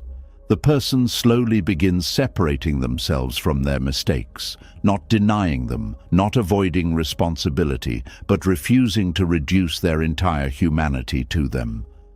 This distinction matters deeply. You are not only the moments you regret, you are also the moments you survived, the moments you grew, the moments you loved despite fear, the moments you tried again after pain, the moments you softened instead of becoming cruel, the moments you kept going while carrying invisible emotional weight. But wounded minds rarely focus on these truths naturally. They become emotionally conditioned to notice flaws more than growth. This conditioning often begins early in life. Children raised in highly critical environments frequently develop identities built around performance. Love may have felt conditional on success, obedience, or perfection. Mistakes became emotionally dangerous because mistakes threatened belonging itself. Over time, the child internalizes a painful belief: if I fail, I lose worth. Years later, even minor failures trigger enormous emotional reactions because the nervous system still connects mistakes to identity and emotional survival. This is why some adults become perfectionistic, overly self-critical, or terrified of vulnerability. Deep down, failure does not feel temporary to them. It feels like exposure of a defective self. And because of this fear, many stop living fully. They avoid risks, avoid emotional openness, avoid new opportunities, avoid trying. Not because they lack ability, but because their identity cannot emotionally tolerate imperfection. This creates lives shaped by fear instead of authenticity. But Buddhist awareness slowly interrupts this pattern. Awareness notices how the mind creates painful identity from passing experiences. Awareness notices the harsh inner voice, the automatic labeling, the emotional exaggeration surrounding mistakes. And once the pattern becomes visible, healing can begin. Not instantly, slowly. The person begins questioning the identities they have carried for years. Am I truly broken, or did I simply go through painful experiences? Am I truly unworthy, or have I spent years speaking to myself through shame? Am I still emotionally trapped inside old versions of myself? These questions open emotional doors that self-condemnation kept closed. At first, this process feels uncomfortable because wounded identities often feel emotionally familiar. Letting go of them can feel disorienting. The person may even fear becoming arrogant, irresponsible, or unrealistic if they stop criticizing themselves constantly. But self-worth is not arrogance. Self-compassion is not denial. And growth does not require self-hatred. This becomes one of the deepest healing lessons of all. A person can acknowledge mistakes honestly without making them permanent identity. A person can regret actions without believing they are fundamentally ruined. A person can fail without becoming failure itself. This emotional separation changes everything internally. The nervous system begins relaxing slightly. The mind stops catastrophizing every imperfection. The heart no longer collapses every time weakness appears, and slowly the soul begins experiencing something rare: emotional flexibility, the ability to make mistakes without losing all self-worth, the ability to struggle without defining identity through suffering, the ability to grow without remaining trapped inside old emotional labels forever. This transformation often happens quietly. A person notices they are speaking to themselves more gently. They stop replaying old failures constantly. They stop introducing themselves internally through shame. They stop expecting perfection in order to deserve compassion. And little by little, the heart becomes lighter. Not because mistakes disappear from memory completely, but because mistakes no longer define the entire self. Buddhist wisdom reminds us that human beings are always unfolding, always changing, always becoming. No painful chapter remains the full story forever unless the mind refuses to turn the page. Many wounded people have spent years rereading the same painful chapter repeatedly while forgetting the story is still continuing. Healing begins when you stop measuring your worth through moments you were never meant to remain trapped inside forever. You are more than the season you struggled, more than the relationship that failed, more than the fear you carried, more than the mistakes you made while emotionally overwhelmed, more than the version of yourself that existed during survival mode. The soul was never meant to spend its entire life chained to temporary pain. And perhaps one of the most freeing moments in healing happens when the heart finally understands this deeply. Mistakes are experiences, not identity. Failures are moments, not destiny. Painful seasons are chapters, not permanent definitions of your worth. And quietly, gently, the mind begins releasing the dangerous habit of turning temporary wounds into lifelong emotional prisons. Slowly, the heart begins understanding that mistakes were never meant to become permanent identity. The soul starts loosening its grip on painful labels and old emotional prisons. But underneath all of that healing, another truth quietly waits in the shadows. Sometimes the reason healing feels so difficult is not because peace is impossible. Sometimes it is because pain became part of who you believe you are. And deep down, there is a fear that if suffering disappears, you may no longer recognize yourself at all. There is a strange fear many wounded people carry silently. They say they want healing, and part of them truly does. They are tired of the exhaustion, the sadness, the overthinking, the emotional heaviness. But another hidden part of them resists peace quietly. Not because they enjoy suffering, but because suffering became emotionally familiar for so long that it slowly turned into identity. Pain shaped the way they saw themselves, the way they related to others, the way they understood life, the way they understood love. And when something shapes you for enough years, losing it can feel frightening, even when it hurts you. This is one of the rarest and most difficult Buddhist truths to accept. Human beings do not only fear pain, sometimes they fear who they might become without it. There are people who spent so much of their life surviving emotionally that struggle became their entire emotional language. They learned how to function inside anxiety, heartbreak, loneliness, rejection, guilt, fear, and emotional chaos. Over time, these experiences stopped feeling temporary and started feeling like personality. The anxious one, the broken one, the misunderstood one, the traumatized one, the one always struggling.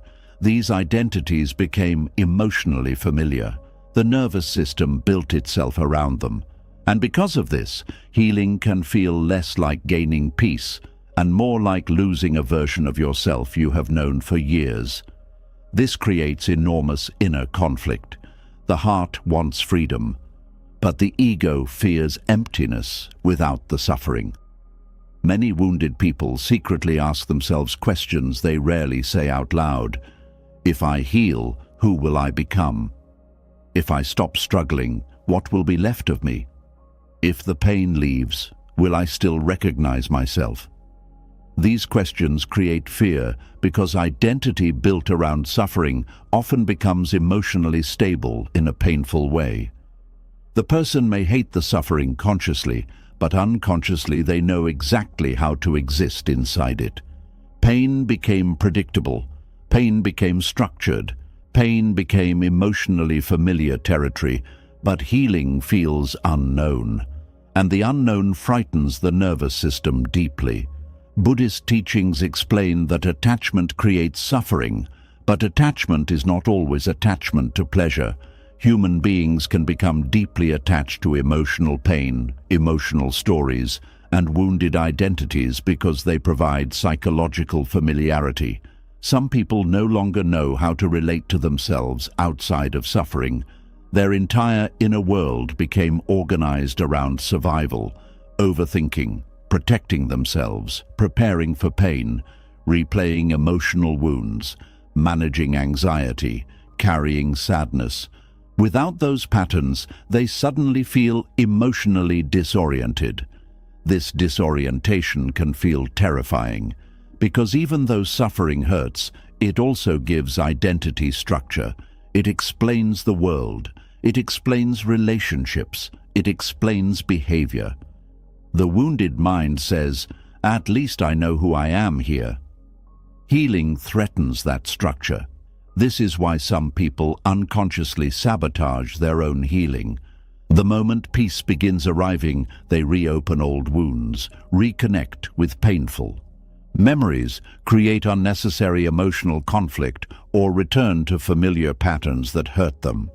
Not because they are weak, not because they enjoy pain, but because the nervous system fears becoming emotionally unfamiliar to itself. There are people who feel emotionally uncomfortable during healthy seasons of life because chaos was the environment where they learned how to function best. Stability feels emotionally empty at first. Calmness feels strange. Rest feels unnatural. The body quietly asks, "What am I supposed to do now if I'm no longer surviving something?" This question reveals how deeply suffering shaped identity.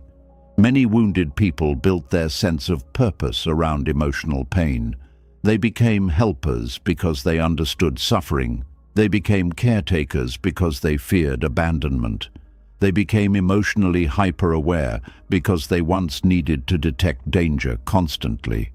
Even their strengths often formed around pain, and because of this, healing can feel emotionally complicated. Part of the person fears losing the identity their suffering created. This becomes especially painful when someone spent years receiving attention, connection, or emotional significance through pain. The wounded self became the most visible self. People noticed them when they were struggling. They received care when they were hurting. Emotional suffering became linked to connection itself. So healing unconsciously feels like emotional invisibility. The ego quietly wonders, "If I stop suffering, will anyone still see me?" This fear often exists beneath conscious awareness, but it shapes behavior powerfully. Some people remain emotionally attached to sadness because sadness became the emotional language through which they understood themselves and others. Joy feels unfamiliar. Peace feels emotionally flat. Stability feels disconnected from identity. The nervous system keeps returning toward what it recognizes. Buddhist wisdom gently reminds us that no identity is permanent, including wounded identity. The self is constantly shifting, evolving, unfolding. But wounded minds often cling tightly to familiar suffering because uncertainty feels dangerous.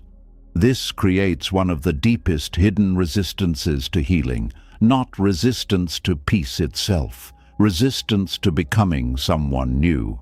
There is grief in this process too. Grief for the version of yourself that survived so much pain. Grief for the identities built around suffering. Grief for the emotional patterns that once protected you, because even unhealthy patterns often began as intelligent survival responses. Anxiety once protected you. Hypervigilance once protected you. Emotional numbness once protected you. People-pleasing once protected you. Emotional detachment once protected you. The problem is not that these patterns formed. The problem is that they remained active long after survival mode ended. And now, the nervous system must slowly release identities it once depended on emotionally. This release feels vulnerable because wounded identity often becomes emotionally safe in a strange way. Familiar suffering feels less frightening than unfamiliar peace. Some people secretly fear becoming emotionally healthy because they worry they will lose depth, sensitivity, creativity, or meaning without pain. Suffering became connected to identity so deeply that they cannot imagine themselves existing outside it. But Buddhist teachings remind us that pain and identity are not the same thing. You experienced suffering. You adapted to suffering. You survived suffering. But suffering itself is not the deepest truth of who you are. The wounded mind struggles believing this because pain occupied so much emotional space for so long. Some people cannot even remember who they were before the wounds happened. Trauma, heartbreak, rejection, loss, anxiety, shame, or emotional survival consumed so many years that the original self feels distant. This creates deep confusion during healing. The person asks, "If I let go of these old emotional patterns, who am I underneath them?" This question can feel terrifying because healing requires identity transformation. The person cannot fully remain emotionally attached to old suffering while also fully stepping into peace. Something old must soften, something familiar must loosen, And the ego resists this deeply because identity loss feels emotionally threatening, even when the identity itself is painful. There are people who unconsciously recreate emotional chaos because calmness forces them to face emptiness they never learned how to fill peacefully. Survival mode gave constant emotional stimulation. Without it, unresolved loneliness, fear, grief, or uncertainty suddenly become visible. So the mind returns to suffering because suffering feels emotionally active. This is one reason healing sometimes feels emotionally boring at first. Survival mode created intensity. Peace feels slower, softer, quieter. And for nervous systems shaped by chaos, quietness can initially feel emotionally unfamiliar. But unfamiliar does not mean wrong. It simply means the nervous system is learning a new emotional reality. Buddhist wisdom often points toward the suffering created by clinging. Wounded identity is one of the deepest forms of clinging because the person mistakes emotional pain for the self itself. But the self is larger than suffering, larger than trauma, larger than fear, larger than anxiety, larger than painful chapters. Healing begins when the person slowly stops introducing themselves internally through their wounds alone. This process takes enormous patience because identity patterns live deeply inside the nervous system. Even after intellectually understanding healing, the body may still cling to old emotional habits automatically. The mind may still return to sadness, still seek emotional conflict, still reopen old pain. Not because healing failed, but because the nervous system is learning unfamiliar emotional territory. This learning process requires gentleness. Many people shame themselves for resisting healing. They say things like, "Why do I keep going backward emotionally?" But often, the resistance is not about wanting suffering. It is about fearing emotional unfamiliarity. The wounded self became emotionally familiar company, and letting go of that identity can feel lonely before it feels freeing. This is why compassion becomes essential during healing. The heart needs understanding while releasing old emotional identities. It needs permission to evolve without shame. A person who spent years surviving emotionally cannot instantly become peaceful overnight. The nervous system needs time. Time to trust calmness. Time to trust softness. Time to trust safety. Time to believe identity can exist outside suffering. And little by little, something beautiful begins happening. The person notices moments where they are no longer defined entirely by pain. Moments where joy feels possible without guilt. Moments where peace no longer feels emotionally threatening. Moments where calmness feels alive instead of empty. These moments slowly teach the nervous system a new truth. You are more than the suffering you survived. You are more than the wounds you carried. You are more than the identity's pain created around you. And perhaps the most emotional part of healing happens when the person finally realizes they do not need to keep bleeding in order to remain themselves. The soul can evolve without disappearing. The heart can heal without losing depth. The nervous system can soften without becoming weak. The person underneath the suffering was never truly gone, only buried beneath years of survival. Buddhist wisdom reminds us that healing is not the destruction of the self. It is the release of unnecessary suffering that covered the self for too long. And slowly, gently, the wounded heart begins understanding something it once feared deeply. Peace will not erase you. It will finally allow you to meet yourself beyond the pain for the very first time. Slowly, the wounded heart begins understanding that healing will not erase who you are. Peace does not destroy identity. It simply removes the suffering that covered your true self for too long. But even as this realization begins softening the soul, another painful truth quietly waits underneath it all. Many people still carry a deep loneliness inside themselves because no matter how much love surrounds them, they never truly feel good enough for their own heart. And when self-rejection lives inside you long enough, even genuine love from others struggles to fully reach you. There is a loneliness that has nothing to do with being physically alone. A person can sit beside loving people, receive kindness, hear comforting words, and still feel emotionally distant from everyone around them. They smile, they talk, they function normally, but underneath everything is a quiet feeling that says, "If people truly knew me deeply, they would not stay." This loneliness becomes one of the heaviest emotional burdens a human being can carry, because the deepest rejection is not always rejection from the world. Sometimes it is rejection from yourself. Many wounded people spend years trying to earn love externally while secretly believing they are unworthy of it internally. They hope relationships, success, praise, or validation will finally silence the feeling of not being enough.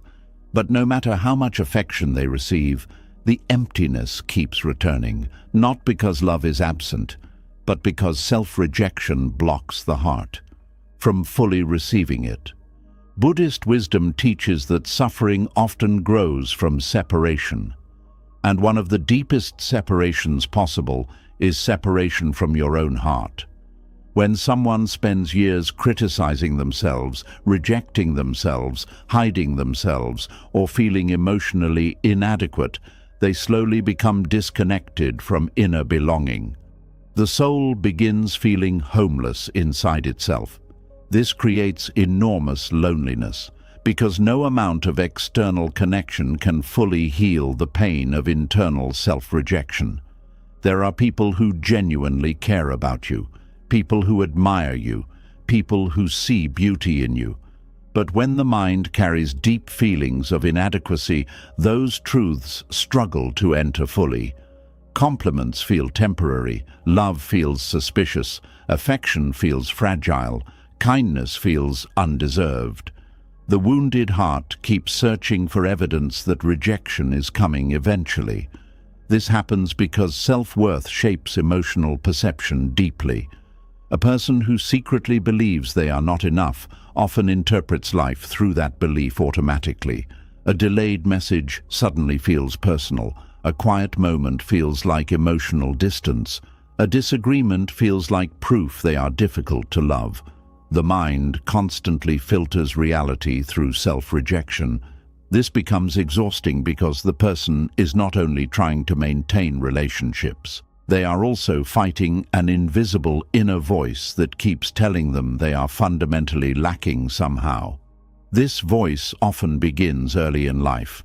Some children grow up feeling emotionally unseen. Love may have been inconsistent, conditional, critical, emotionally unavailable, or unpredictable.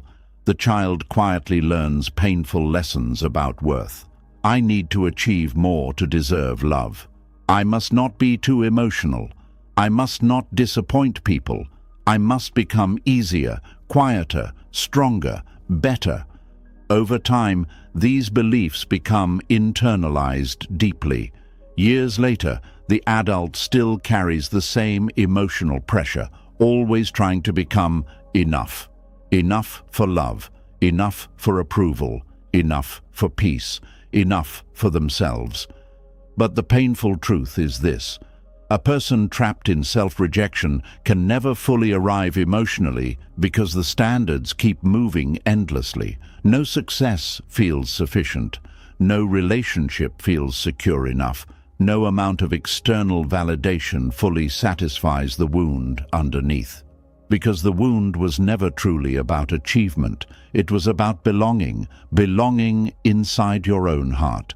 Many people do not realize how deeply they abandon themselves emotionally every day. They criticize themselves constantly, compare themselves constantly, minimize their needs constantly, judge their emotions constantly. They become emotionally hostile toward themselves while simultaneously longing to feel loved by others. This creates deep inner contradiction. The person asks others to love someone they themselves are still rejecting internally, and because of this, love never feels fully safe. Part of the heart always remains guarded. Buddhist teachings often remind us that the mind creates suffering through attachment to identity. One painful identity many people carry is not enough, not attractive enough, not successful enough, not lovable enough, not emotionally good enough, not healed enough, not worthy enough. This identity becomes emotionally exhausting because it turns life into endless emotional proving. The person constantly tries earning worth instead of believing worth already exists within them naturally. And because worth feels conditional internally, relationships become emotionally fragile. The person becomes hypersensitive to rejection, overthinks small interactions, needs reassurance repeatedly, fears abandonment constantly, not because they are weak, but because deep inside they still do not fully believe they are worthy of staying loved. This fear quietly creates emotional loneliness, even inside close relationships. Some people spend their entire life feeling emotionally unseen because they never fully allow others to see their real self. The wounded heart becomes convinced that vulnerability will lead to rejection eventually. So the person performs strength, performs happiness, performs emotional stability, performs independence. But underneath the performance is often a deep fear that the authentic self is not lovable enough to survive exposure. This creates enormous isolation, because true connection only happens when authenticity becomes possible, and authenticity feels dangerous to wounded hearts.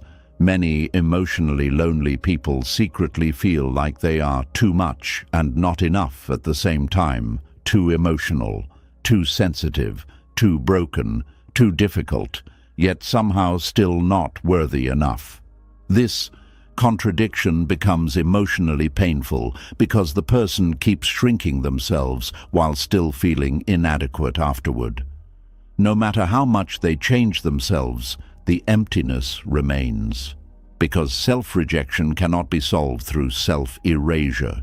The soul does not heal by becoming smaller, it heals by becoming accepted. This is one of the deepest Buddhist truths about compassion. Compassion is not simply kindness toward others. It is the ending of inner hostility toward yourself. And many people have never experienced this. They experienced pressure, judgment, comparison, conditional acceptance, but not true self-compassion. So their entire emotional life becomes organized around trying to earn what they already deserved naturally as human beings: love, belonging, worth, rest, gentleness. This endless striving creates emotional exhaustion because the goal is impossible. The wounded heart keeps chasing external proof of worth while internally rejecting itself at the same time. No amount of external love can permanently heal an identity built around inadequacy. This is why some people feel deeply lonely even in healthy relationships. The partner may genuinely care, but the wounded mind struggles to trust it fully. The person keeps waiting for disappointment, waiting for abandonment, waiting for the moment they become too much. This anticipation creates emotional distance automatically. The nervous system stays partially guarded. The person may crave intimacy deeply while simultaneously fearing it. Because intimacy requires being emotionally seen, and being emotionally seen feels dangerous when self-rejection already exists internally. Many wounded people unconsciously believe, if I truly reveal myself, love will disappear. This belief becomes one of the deepest sources of loneliness in human life. Not being unseen by others, being unseen by yourself. Because when someone rejects themselves internally, they stop fully showing up emotionally. They become fragmented, partially hidden, emotionally cautious, constantly monitoring how much of themselves feels acceptable to reveal. This creates relationships where the person is physically present but emotionally guarded.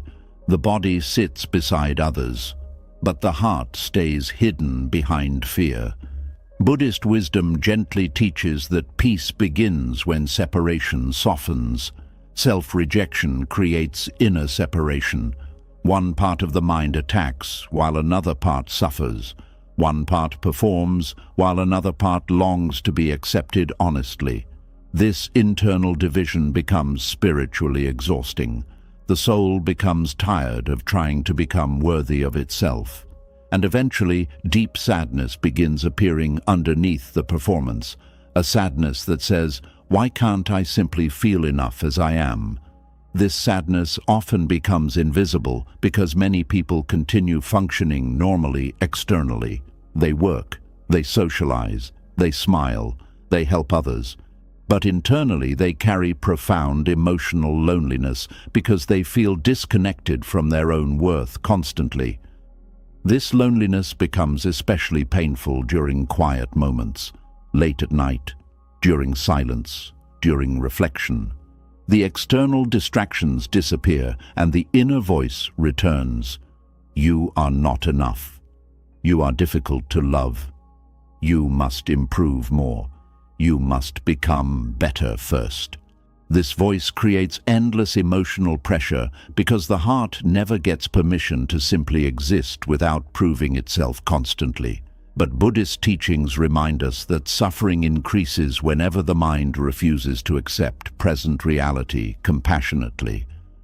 Self-rejection is constant resistance toward your own humanity, resistance toward your imperfections, your emotions, your vulnerability, your needs, your wounds.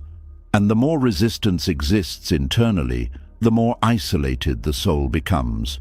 Healing begins when this resistance softens gradually, not through arrogance, not through denial, but through compassionate honesty. The heart slowly begins seeing itself differently. Instead of asking, "What is wrong with me?" it begins asking, "Why have I spent so long believing I am unworthy of love?" That question changes everything, because it reveals that the problem was never your existence itself. The problem was the painful beliefs you carried about yourself for too long. Beliefs often learned during emotionally painful experiences. Beliefs shaped by rejection, criticism, abandonment, comparison, or emotional neglect. But learned beliefs are not permanent truth. This realization slowly changes the nervous system. The person begins noticing how harshly they speak to themselves, how quickly they dismiss their own emotions, how often they minimize their worth. Awareness creates space where automatic self-rejection once lived, and, little by little, the inner relationship begins shifting. The person starts allowing themselves to rest without earning it, to receive kindness without suspicion, to express emotion without shame, to exist imperfectly without constant self-condemnation.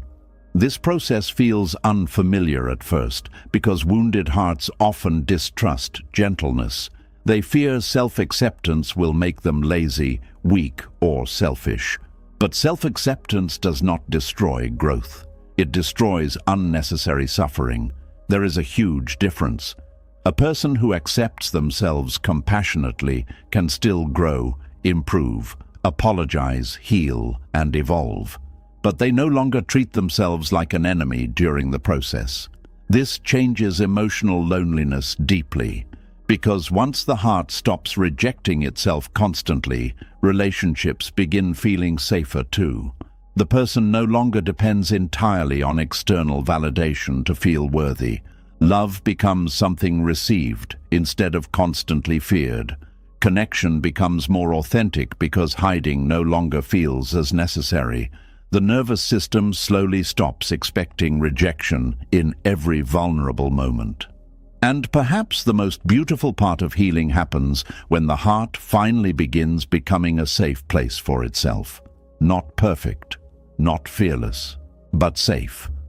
A place where emotions can exist without punishment, where mistakes can exist without identity collapse, where vulnerability can exist without shame, where humanity itself is no longer treated like failure.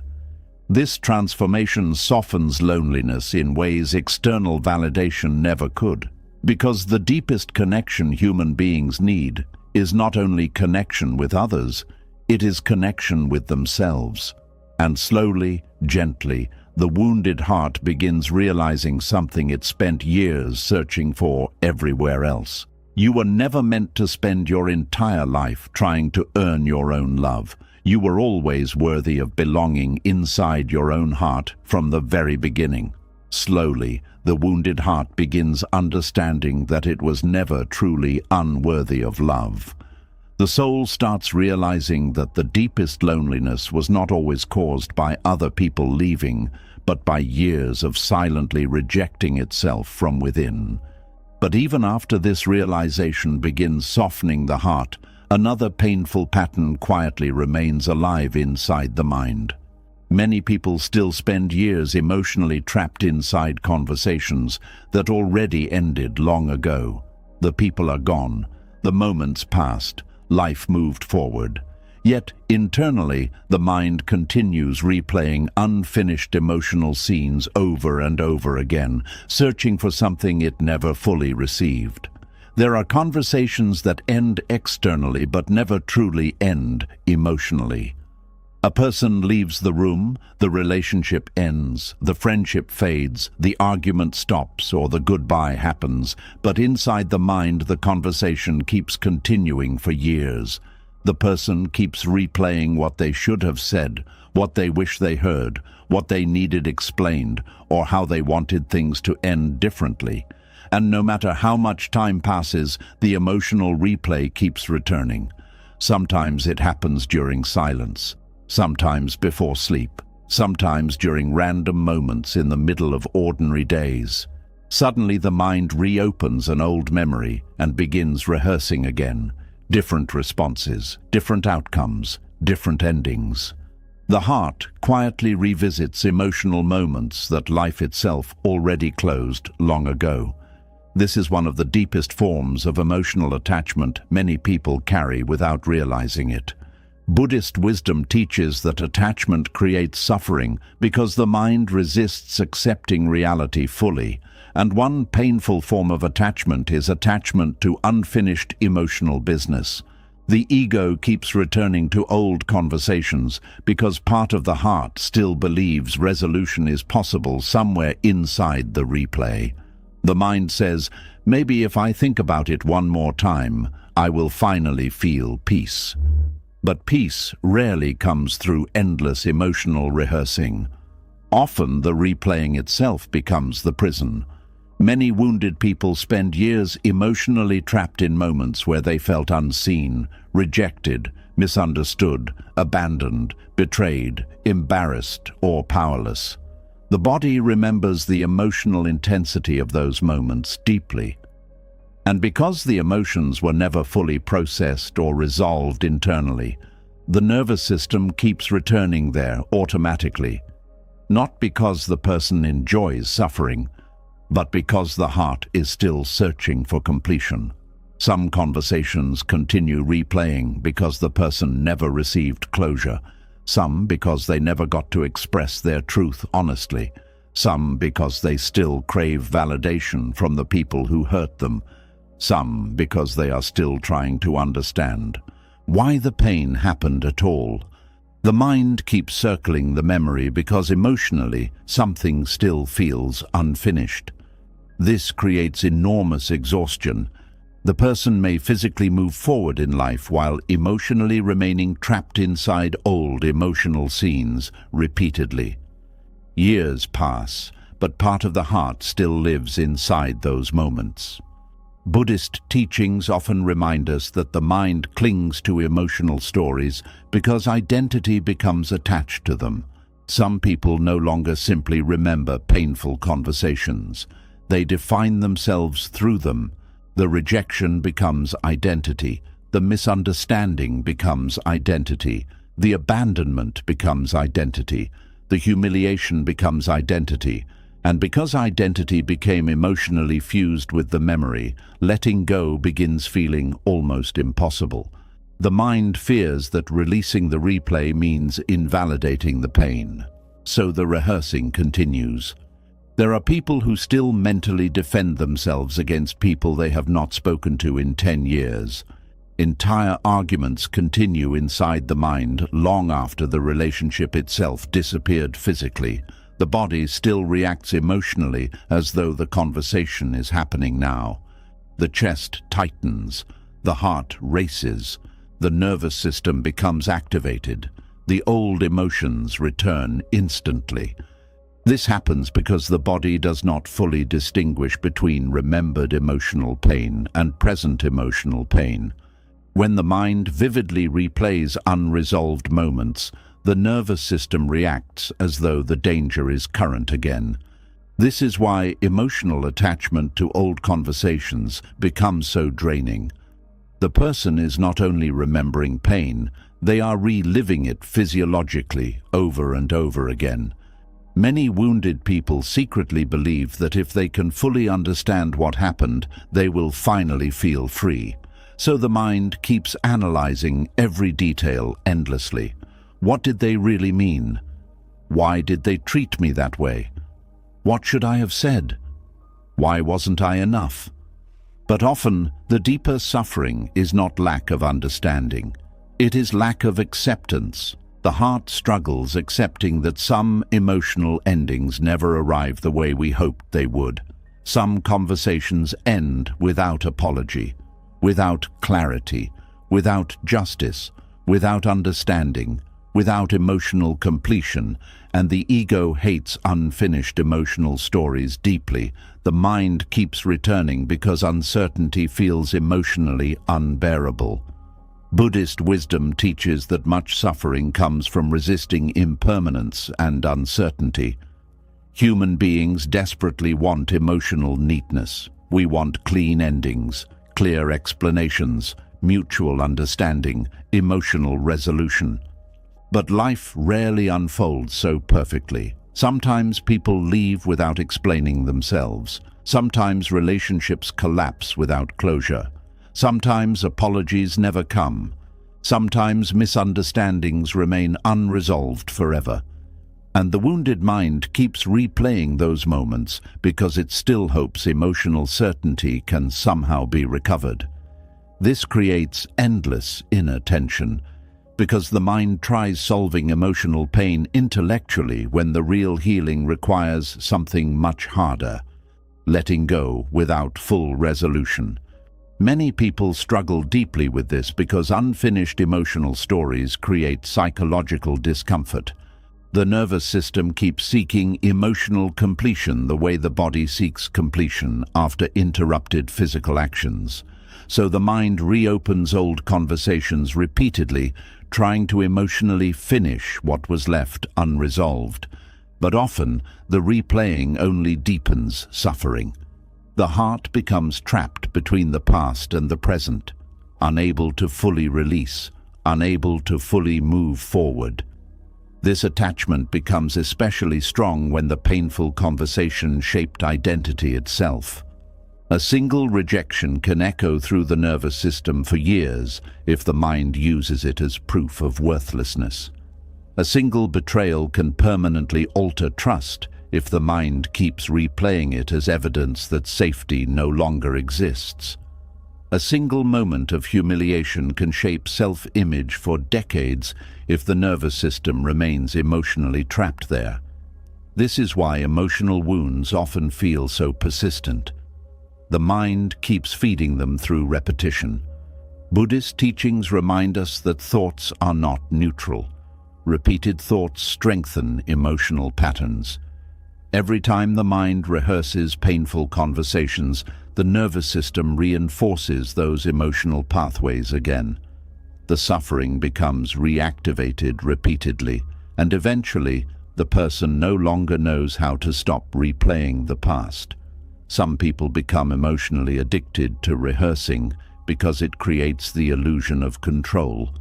The mind believes that if it keeps analyzing old situations, future pain can somehow be prevented. But endless replaying rarely creates peace. It usually creates emotional exhaustion. The heart remains trapped in emotional vigilance, constantly reviewing, constantly replaying, constantly searching for emotional certainty. This becomes deeply lonely because the person may look physically present in life while internally living inside old emotional timelines. The body sits in the present, but the mind lives in conversations that ended years ago. This disconnect quietly steals peace from everyday life. The person struggles being fully present because unresolved emotional attachment keeps pulling attention backward constantly. Many wounded hearts also replay old conversations because they are still seeking emotional validation they never received. Deep down, part of them still hopes someone will finally understand their pain fully. The child inside still wants acknowledgement, still wants understanding, still wants someone to say, "What happened to you mattered." When that validation never fully arrives externally, the mind keeps returning to the emotional scene, searching for it internally. This is why some conversations feel impossible to release. The pain underneath them was never only about the words spoken. It was about unmet emotional needs hidden underneath the moment. The need to feel valued, seen, safe, chosen, respected, loved. When those needs remain emotionally unresolved, the nervous system keeps circling the memory, trying to complete something deeper than the conversation itself. Buddhist wisdom gently teaches that peace does not come from controlling the past mentally. It comes from releasing attachment to emotional replaying gradually. This does not mean pretending the pain never mattered. It means recognizing that endless rehearsal cannot change what already happened. The conversation ended. The moment passed. The people changed. Life moved forward. But the mind continues suffering because part of the heart refuses to stop emotionally negotiating with the past. This realization can feel heartbreaking at first. Many people discover they have spent years emotionally living inside moments that no longer exist anywhere except memory. And this attachment quietly consumed enormous emotional energy. Energy that could have gone toward healing, presence, peace, or connection. Instead, the soul remained emotionally occupied by ghosts of unfinished conversations. There is grief in recognizing this. Grief for how much life was spent mentally replaying what could no longer be changed. But awareness also creates freedom. The moment you begin noticing the replay without automatically entering it fully, something shifts internally. Instead of becoming lost inside the memory immediately, awareness begins observing gently.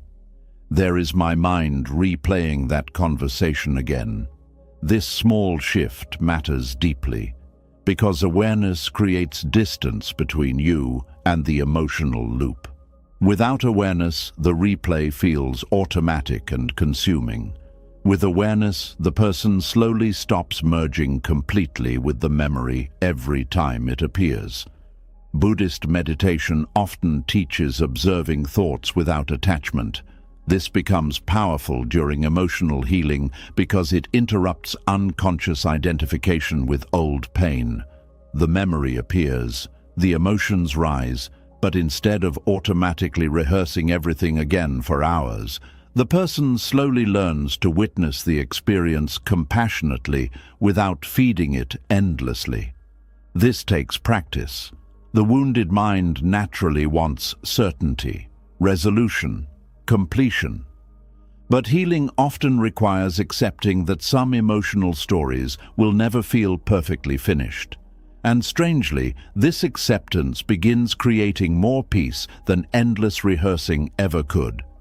The nervous system slowly learns that uncertainty can be survived, that incomplete endings do not destroy identity, that emotional pain does not need constant replaying in order to be valid. This softens the attachment gradually. The old conversations lose emotional intensity little by little, not because they disappear entirely, but because the heart no longer depends on them for identity or emotional completion. The person begins returning to the present moment more fully, noticing life again, feeling current experiences again, allowing new emotional experiences to exist without constantly comparing them to old wounds. And perhaps one of the deepest healing moments happens when the heart finally realizes something quietly transformative. The past conversation does not need to change for your peace to begin. The apology may never arrive. The explanation may never come. The misunderstanding may never fully resolve. But your soul no longer has to remain emotionally imprisoned inside unfinished moments forever.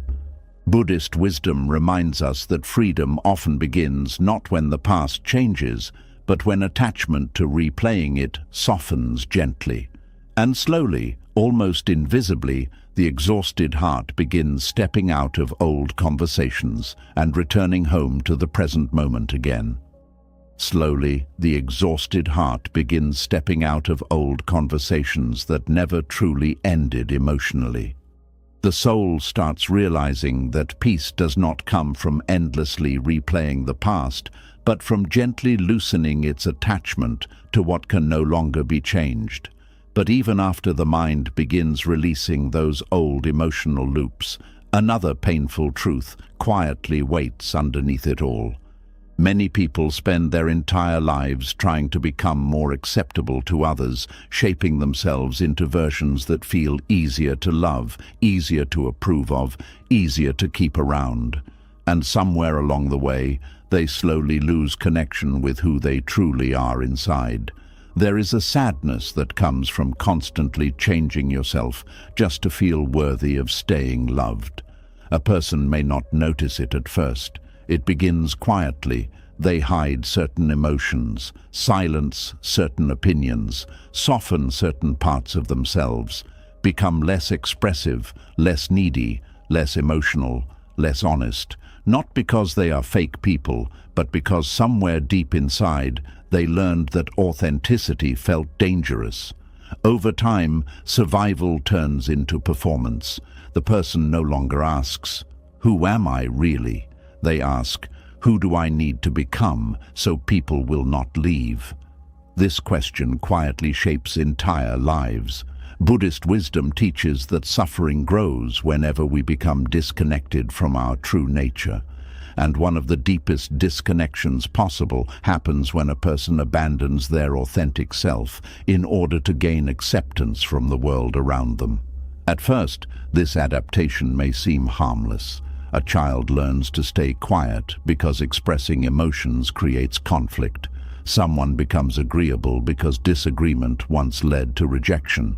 Someone becomes emotionally useful because usefulness brought approval. Someone hides vulnerability because honesty once resulted in shame. These behaviors begin as survival strategies. The nervous system adapts intelligently to emotional environments. But over time, the adaptation becomes identity. The person forgets where the performance began, and eventually they no longer know who they are underneath all the emotional adjustments. This creates deep spiritual emptiness, because the soul becomes exhausted from constantly performing a version of itself that feels emotionally acceptable instead of emotionally real. Many wounded people secretly fear authenticity because authenticity once felt unsafe.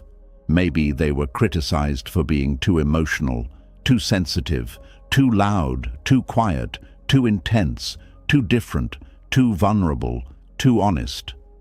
Over time, they internalized the belief that parts of themselves needed hiding in order to maintain connection. So they learned to edit themselves constantly. Edit their emotions, edit their personality, edit their needs, edit their truth. And although this may protect relationships temporarily, it slowly creates inner emptiness because the authentic self stops receiving oxygen emotionally. the soul quietly suffocates beneath performance. There are people who have spent so many years adapting to others that they no longer know what they genuinely feel anymore. They became experts at reading rooms, managing emotions, pleasing people, avoiding conflict, and becoming whatever others needed them to be emotionally.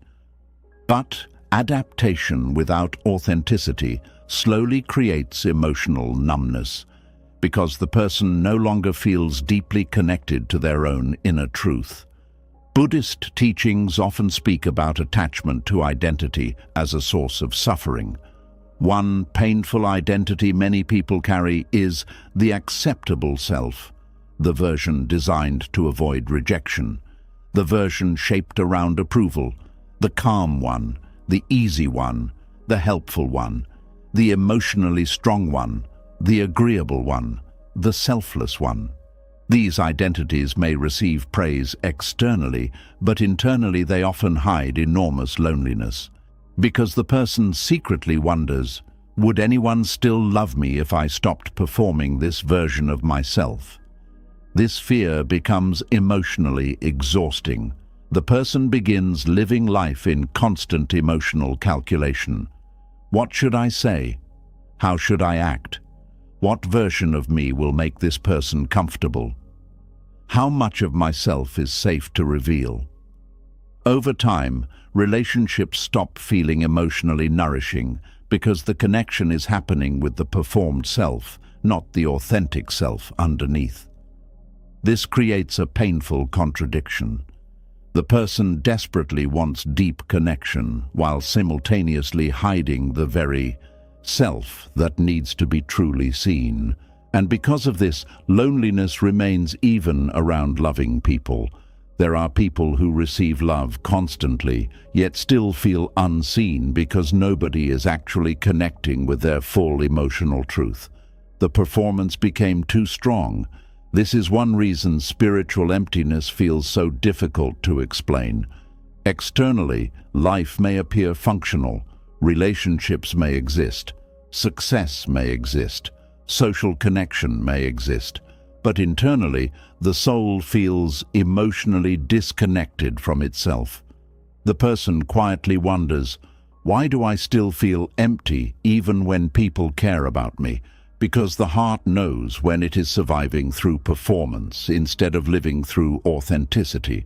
Buddhist wisdom reminds us that suffering grows whenever we cling to illusion.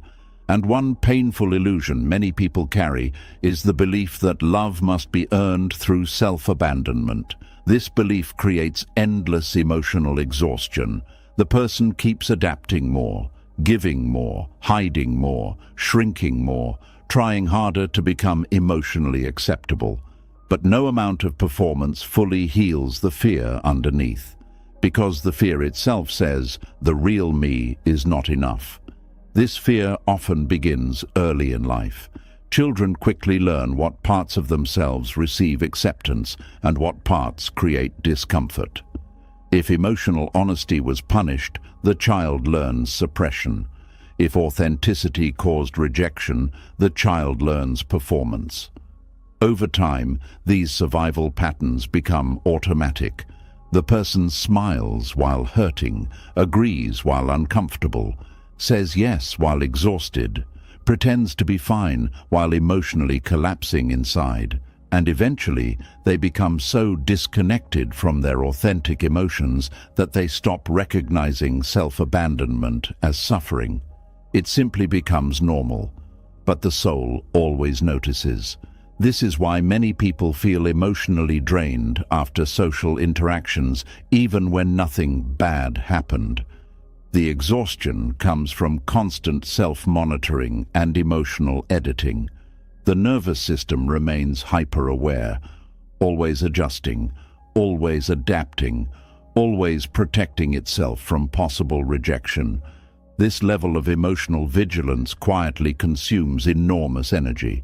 The body stays tense, the mind stays alert, the heart stays guarded, and eventually spiritual emptiness begins appearing beneath everything else, not because the person lacks value, but because the authentic self has been emotionally hidden for too long.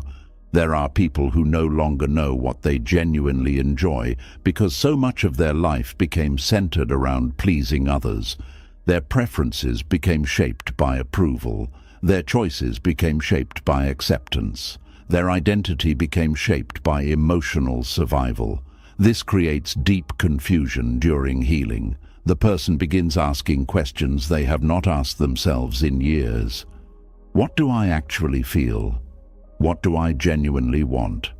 What parts of me have I been hiding? These questions can feel emotionally overwhelming because authenticity requires reconnecting with the self beneath years of performance. And for wounded hearts, this reconnection often feels frightening because authenticity creates vulnerability. The person fears disappointing others, fear losing relationships, fear being misunderstood, fear becoming too much. So the nervous system keeps clinging to emotional performance because performance once guaranteed safer connection. But Buddhist wisdom gently teaches that false attachment to performed identity creates suffering because the soul cannot fully rest inside emotional dishonesty. This does not mean people intentionally lie about who they are. Most wounded individuals adapted unconsciously. They learned how to survive emotionally in environments where authenticity did not feel safe. And those adaptations once protected them. But eventually, protection becomes imprisonment. The person no longer knows how to exist freely, only acceptably. This creates enormous inner grief. Grief for the parts of yourself you silenced, the emotions you hid, the truth you swallowed, the personality you softened, the needs you minimized, the dreams you abandoned to stay emotionally acceptable. Many people carry this grief silently for years without understanding why they feel emotionally incomplete. The soul misses itself. This is one reason healing often feels emotional at first. As the nervous system softens, buried authenticity begins resurfacing slowly. Feelings long suppressed begin appearing. Desires long ignored begin speaking again. Truth long hidden begins asking for space. At first, this can feel deeply uncomfortable. The person may feel guilty for having needs, guilty for setting boundaries, guilty for expressing disagreement, because the nervous system still associates authenticity with danger. But healing requires slowly teaching the body that authenticity no longer threatens survival. This takes time, especially for people who spent years earning connection through self-abandonment. The heart must slowly relearn something it forgot long ago. Real love does not require self-erasure. Real connection does not require constant emotional performance. Real belonging does not demand abandoning yourself completely. This realization changes everything internally. The person begins noticing where they betray themselves to maintain approval. They notice how often they suppress emotions automatically, how quickly they apologize for existing honestly, how deeply they fear disappointing people. Awareness creates space where unconscious performance once operated automatically, and slowly the person begins reclaiming pieces of themselves again. Not aggressively, not rebelliously, gently.